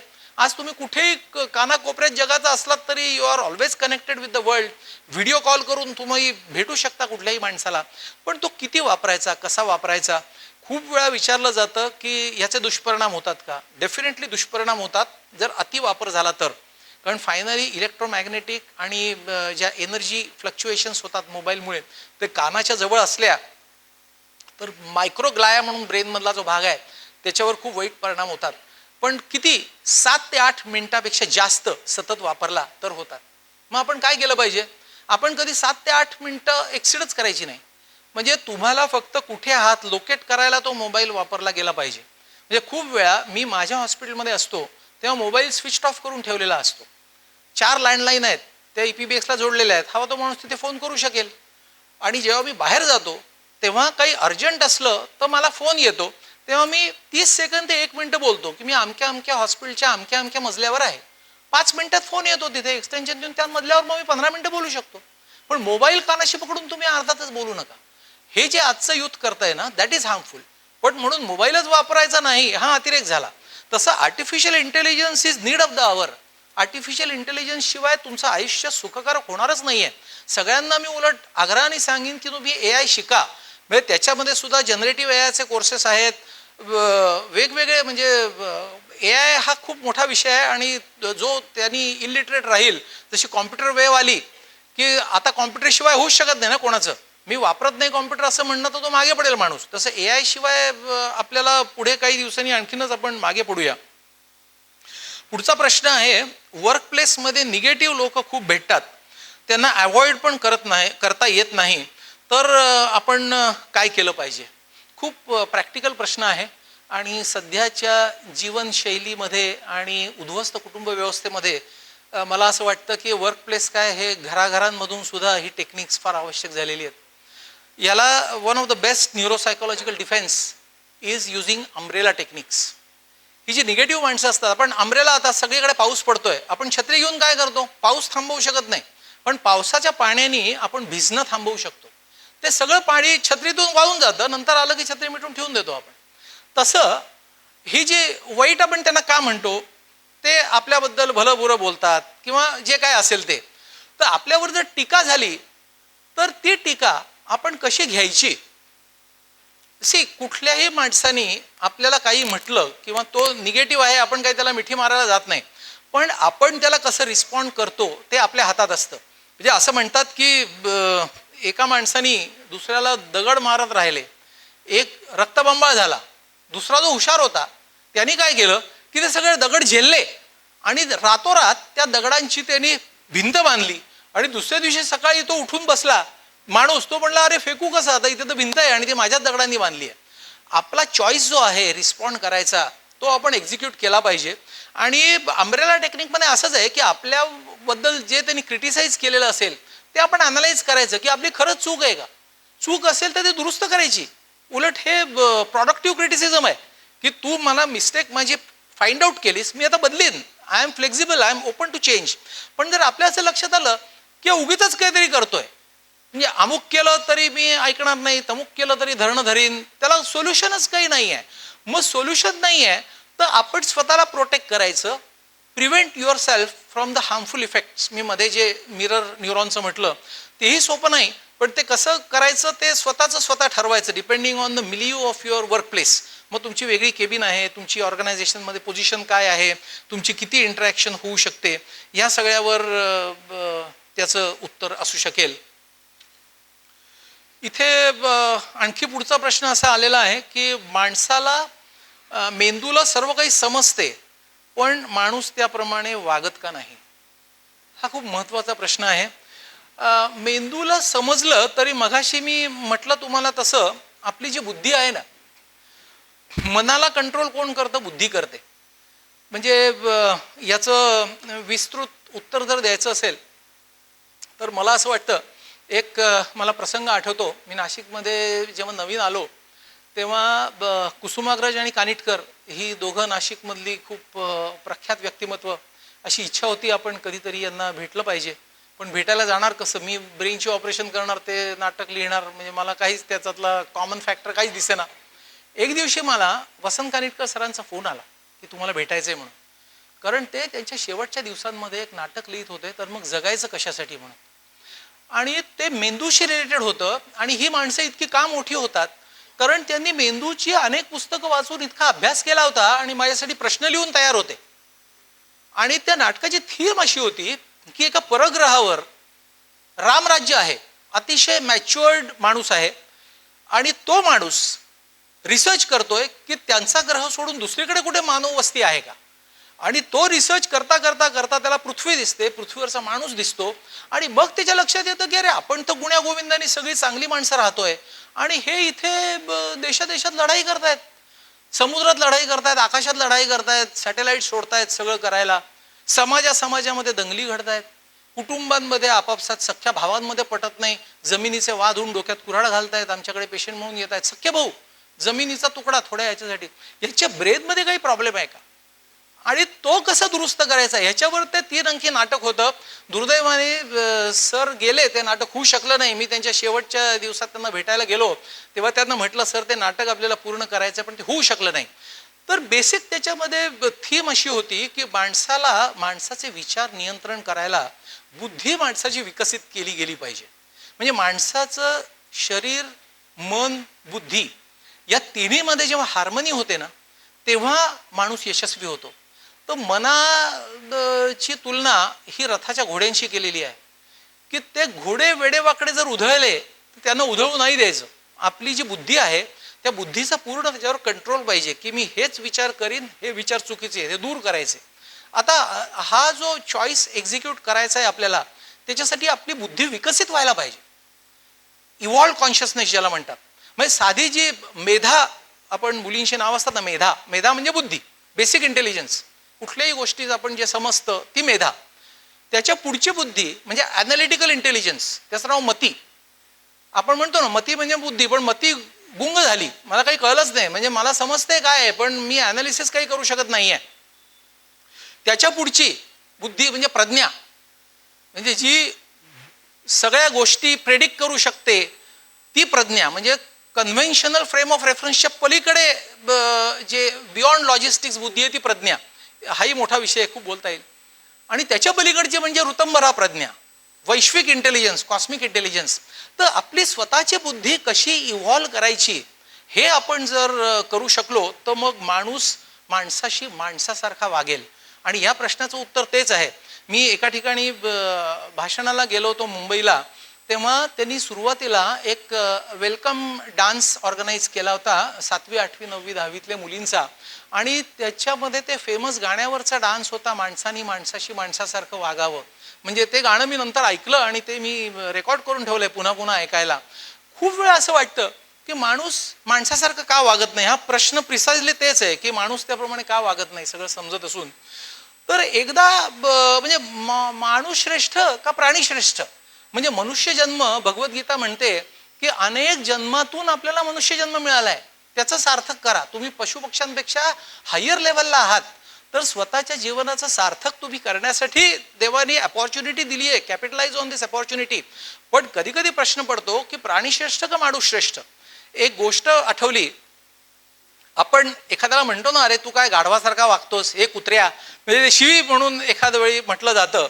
तर कुत्र्यांची सभा होती आणि कुत्र्यांच्या सभेमध्ये त्यांचा जो राजा होता त्याच्यासमोर केस पुटअप झाली की हा बघा, हा अप्रामाणिक वागला. तर तो राजा म्हणतो, अरे काय माणसासारखा वागतोस काय, अप्रामाणिकपणा. पण प्रामाणिकपणा हा कुत्र्याचा गुण आहे. तसंच आपण म्हणजे प्रत्येक प्राण्याचा जर आपण विचार केला ना, तर मनुष्य प्राणी हा एकटाच प्राणी असा आहे की जो एकटा माणूस त्याच स्पिसीजच्या दुसऱ्या माणसाचा खून करतो. म्हणजे एक कुत्रा दुसऱ्या कुत्र्याचा खून नाही करत. कुठलेही प्राणी बघा, त्याच्या वाटेला जर तुम्ही गेलात तर तो आपल्याला काही त्रास देतो. म्हणजे साप सुद्धा आपण म्हणतो की साप जर त्याचा निघून गेला तर तो आपल्याला मुद्दाम चावायला येत नाही. आणि सर्पयोनीमध्ये सुद्धा शेष नागावर विराजमान झालेला भगवान श्रीकृष्ण ही आपली देवता आहे. आपण सापाला का वाईट म्हणावं, नाही म्हणायला पाहिजे.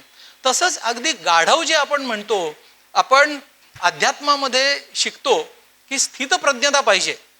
कुठल्याही भल्याबुऱ्या अनुभवांनी आपण विचलित व्हायला नको. आपण जर क्लोजली ऑब्झर्व केलं अगदी रविवारकारांच्या अशोक स्तंभाला, तर ते गाढव जे उभं असतं, आजूबाजूने ट्रॅफिक असतो, सगळं असतो, पण काहीही हालचाल करत नाही. डोळ्याच्या पापणीचा लवलेश सुद्धा ह्युमन बिईंग्समध्ये जी फ्रिक्वेन्सी आहे, तुम्ही गुगल सर्च केलं, गाढवाची फ्रिक्वेन्सी कमी आहे. मग त्याला स्थितप्रज्ञ म्हणायचं का? तो माणसाकडे बघून असं म्हणत असेल का की यांची काय टर्ब्युलंट माइंड्स आहेत? कोणी ठरवलं की गाढव हा म्हणजे हे गधा आहे? असं कोणीच ठरवलं? म्हणजे तुम्ही साप बघा, गाढव बघा, कुत्रा बघा, माणूस श्रेष्ठ का प्राणी श्रेष्ठ, हा विचार करायला पाहिजे. आणि आपण चांगल्यात चांगला माणूस, गीतेमध्ये पुरुषोत्तम योग सांगितलेला आहे, त्याचा आपण अभ्यास करून आपण किती उत्तमाची आराधना करू शकतो हे जर बघितलं तर मला असं वाटतं माणूस माणसासारखा का वागत नाही याचं उत्तर होईल. ब्रेनचे आजार सांगितले, पण मेंदूचं आरोग्य राखण्यासाठी खाण्यात काय गोष्टी असाव्यात? मेंदूच्या आरोग्यासाठी महत्त्वाच्या खाण्यातल्या गोष्टी म्हणजे DHA म्हणून घटक असतो, जो आपल्याला बदामांमध्ये मिळतो. म्हणून बदाम मेंदूला चांगला, विशेषतः वाढणाऱ्या वयाच्या लहान मुलांना बदाम हा दिला गेला पाहिजे. त्याच्यानंतर मेंदूच्या न्यूरोकेमिकलचा बॅलन्स मेंटेन करायला टायरोसिन खूप आवश्यक असतं आणि ते टायरोसिन दुधामध्ये, दह्यामध्ये असतं. तर दही खायला पाहिजे सगळ्यांनी. आपण पूर्वी जुन्या पद्धती होत्या ना, हातावर दही घेऊन जा प्रवासाला जाताना म्हणजे पुन्हा येशील, तर दही हे खूप इसेन्शियल आहे. कार्बोहायड्रेट्स, प्रोटीन्स, फॅट्समध्ये चांगल्या क्वालिटीची प्रोटीन्स खाल्ली गेली पाहिजेत. ॲडिक्वेट फायबर प्रिव्हेंटिंग कॉन्स्टिपेशन हे केलं पाहिजे, कारण कॉन्स्टिपेशनमध्ये जे नायट्रोजन तयार होतं मोठ्या आतड्यामध्ये, ते ब्रेन सेल्सवर निगेटिव्ह परिणाम करतं. आणि फ्रेश फ्रूट्स पाहिजेत, त्याच्यामध्ये व्हिटॅमिन C असतं. लाल रंगाची फळं पाहिजे, टोमॅटो, गाजर या गोष्टी खायला पाहिजेत. आणि मुख्य मगाशी मी म्हटलं तसं इतर फॅक्टर्स, कारण क्वालिटी ऑफ फूड, त्याच्यावर केले गेलेले संस्कार, स्वयंपाक करणं म्हणजे त्या फूडवर संस्कार होतात. हे कोण करतंय? पूर्वीच्या काळी मंत्रोच्चार करून संस्कार केले जायचे आणि ते संस्कारित अन्न खाल्लं गेलं पाहिजे. आपण जेवायला बसतो तेव्हा आपली भावना काय आहे? समोर TV बघत जेवतो आहे का आपण यज्ञाला आहुती देतो तसं एक एक घास भक्षण करतो आहे? ह्या सगळ्या गोष्टींचा होलिस्टिक विचार याच्यामध्ये होतो. आणि मी मगाशी जे मेन्शन केलं, डीन ऑर्निशचं पुस्तक तुम्ही सगळेजण वाचा. त्याच्यामध्ये प्रत्येक ऑर्गनसाठी हेल्दी डाएटची combinations with reference to Asian diet, Indian diet दिलेली आहेत. त्याच्यामध्ये ब्रेनवर भरपूर पानं आहेत. शवासनाप्रमाणे न्यासाचा उल्लेख झाला, त्याच्याबद्दल सविस्तर सांगा. सविस्तर तर सांगायला खूप म्हणजे 1 तास लागेल.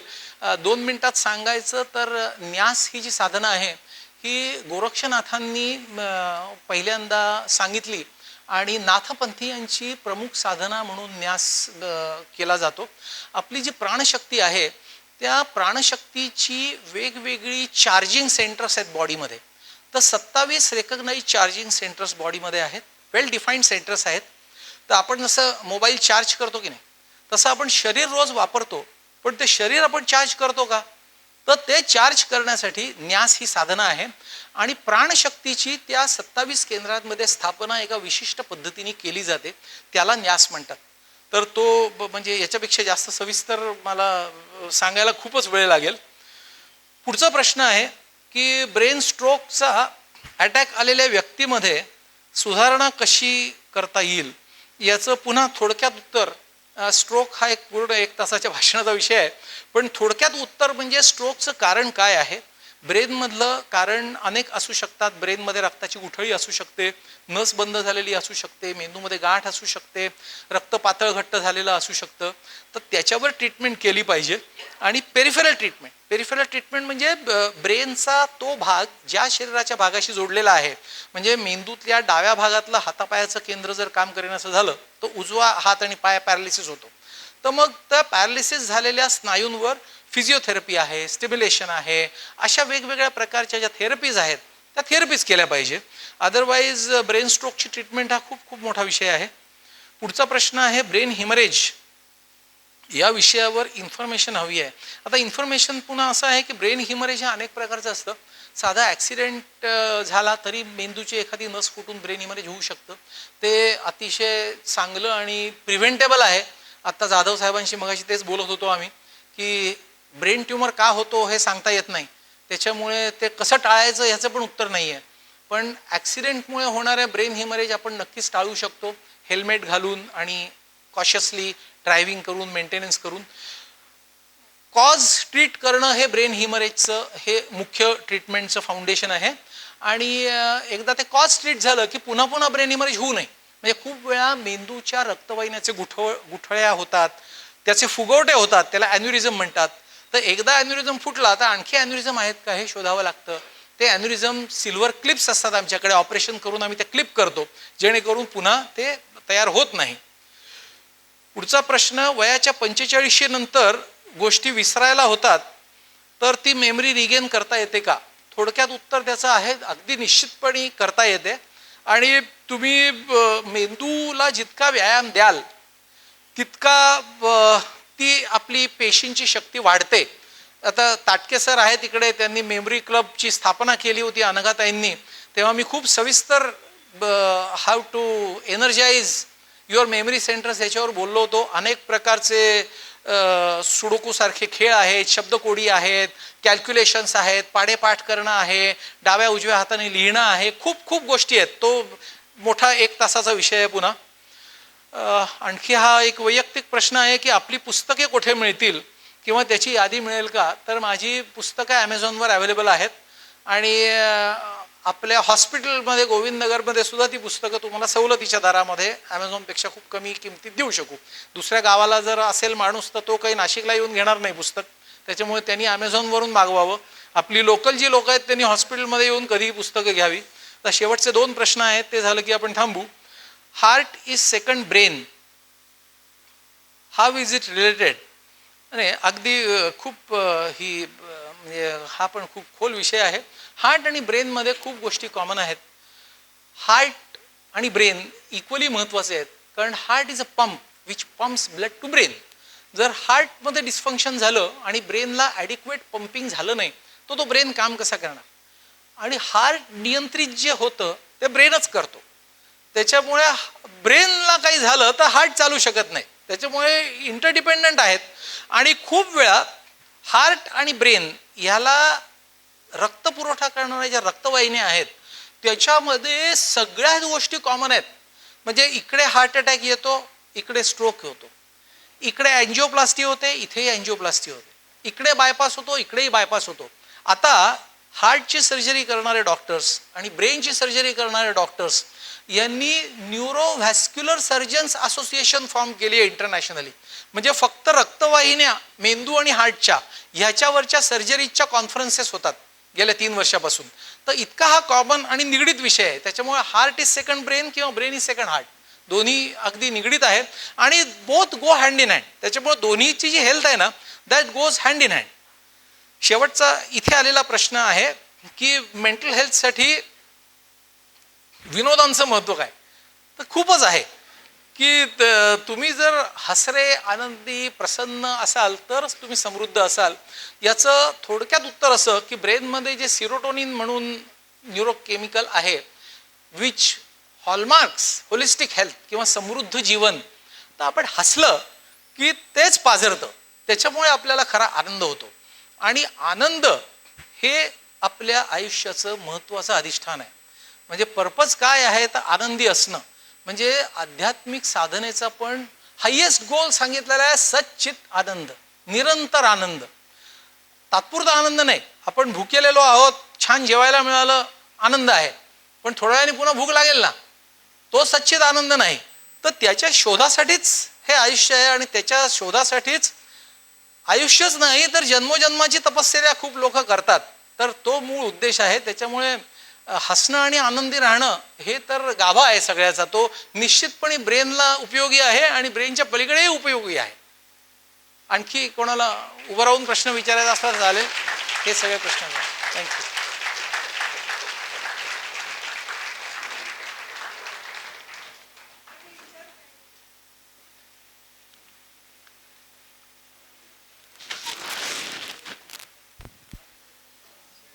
हां चालेल, बोला ना.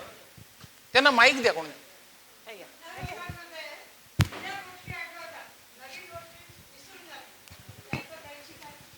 सी, आपले जे स्मरणशक्तीचे केंद्र आहेत ना, त्या स्मरणशक्तीचे केंद्र आपल्या कानाच्या वरचे जे भाग आहेत टेम्पोरल लोब त्याच्यामध्ये असतात. त्याच्यामध्ये 3 लेयर्समध्ये त्या मेमरी स्टोअर होतात. आपल्या लायब्ररीमध्ये कशी पुस्तकं असतात, इतिहासाची पुस्तकं वेगळी, भूगोलाची वेगळी, तशी 3 कप्पे आहेत मेमरीचे. इमिजिएट रिकॉल म्हणजे मी आत्ता काय बोललो ते लगेच 5 मिनिटांनी आठवणं, ते इमिजिएट रिकॉल, त्याचं केंद्र वेगळं आहे. इंटरमिजिएट मेमरी म्हणजे 2 दिवस ते 1 आठवडा इथपर्यंतची इंटरमिजिएट मेमरी. आणि परमनंट मेमरी जे 1 आठवड्यानंतर परमनंट मेमरीत राहतं, म्हणजे कायम आयुष्यभर लक्षात राहतं, ते केंद्र वेगळं आहे. तर ओल्ड एजमध्ये काय होतं, म्हणजे तुम्ही म्हणलात तसं काहींना वेगवेगळं ओल्ड एजमध्ये पण मोठी स्पेक्ट्रम आहे त्याची, की ज्या पेशंटची झीज झालेली असेल ती मेमरी जाते. तर जुन्या गोष्टी आठवतात कारण ती सेंटर्स प्रिझर्वड असतात. आणि नवीन मेमरी जी ॲब्सॉर्ब होते त्या सेंटर्सना जर पुरेशी चालना दिली नाही तर नॅचरली दे ॲट्रोफी, दे श्रिंक, ते आकृसून जातात. त्याच्यामुळे मग नवीन काही आठवत नाही असं वाटतं. पण त्याच्यासाठी हे जे मेमरी क्लबसारखे प्लॅटफॉर्म्स आहेत ते दर फ्रिक्वेंटली भेटतात आणि व्यायाम, मेंदूचे व्यायाम करून घेतात.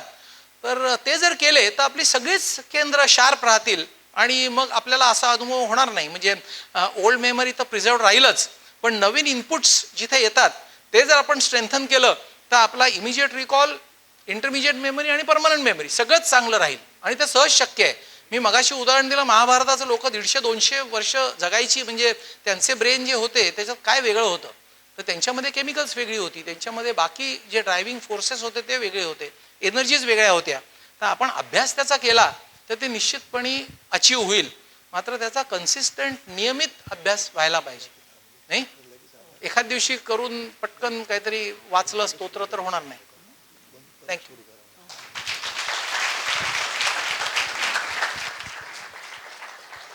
अनेक विषयांना स्पर्श करून थांबतो असं डॉक्टर म्हणले होते, तरी 2 तास बोलले. त्यामुळे किती विषय यांच्याकडे आहेत बोलायला हे आपण कल्पना करू शकता. त्यामुळे पुन्हा एक सेशन आपण नक्की डॉक्टरांचं देशपांडे होईल अशी आपण खात्री करूयात. आपले फोन सुरू करायला हरकत नाही. धन्यवाद.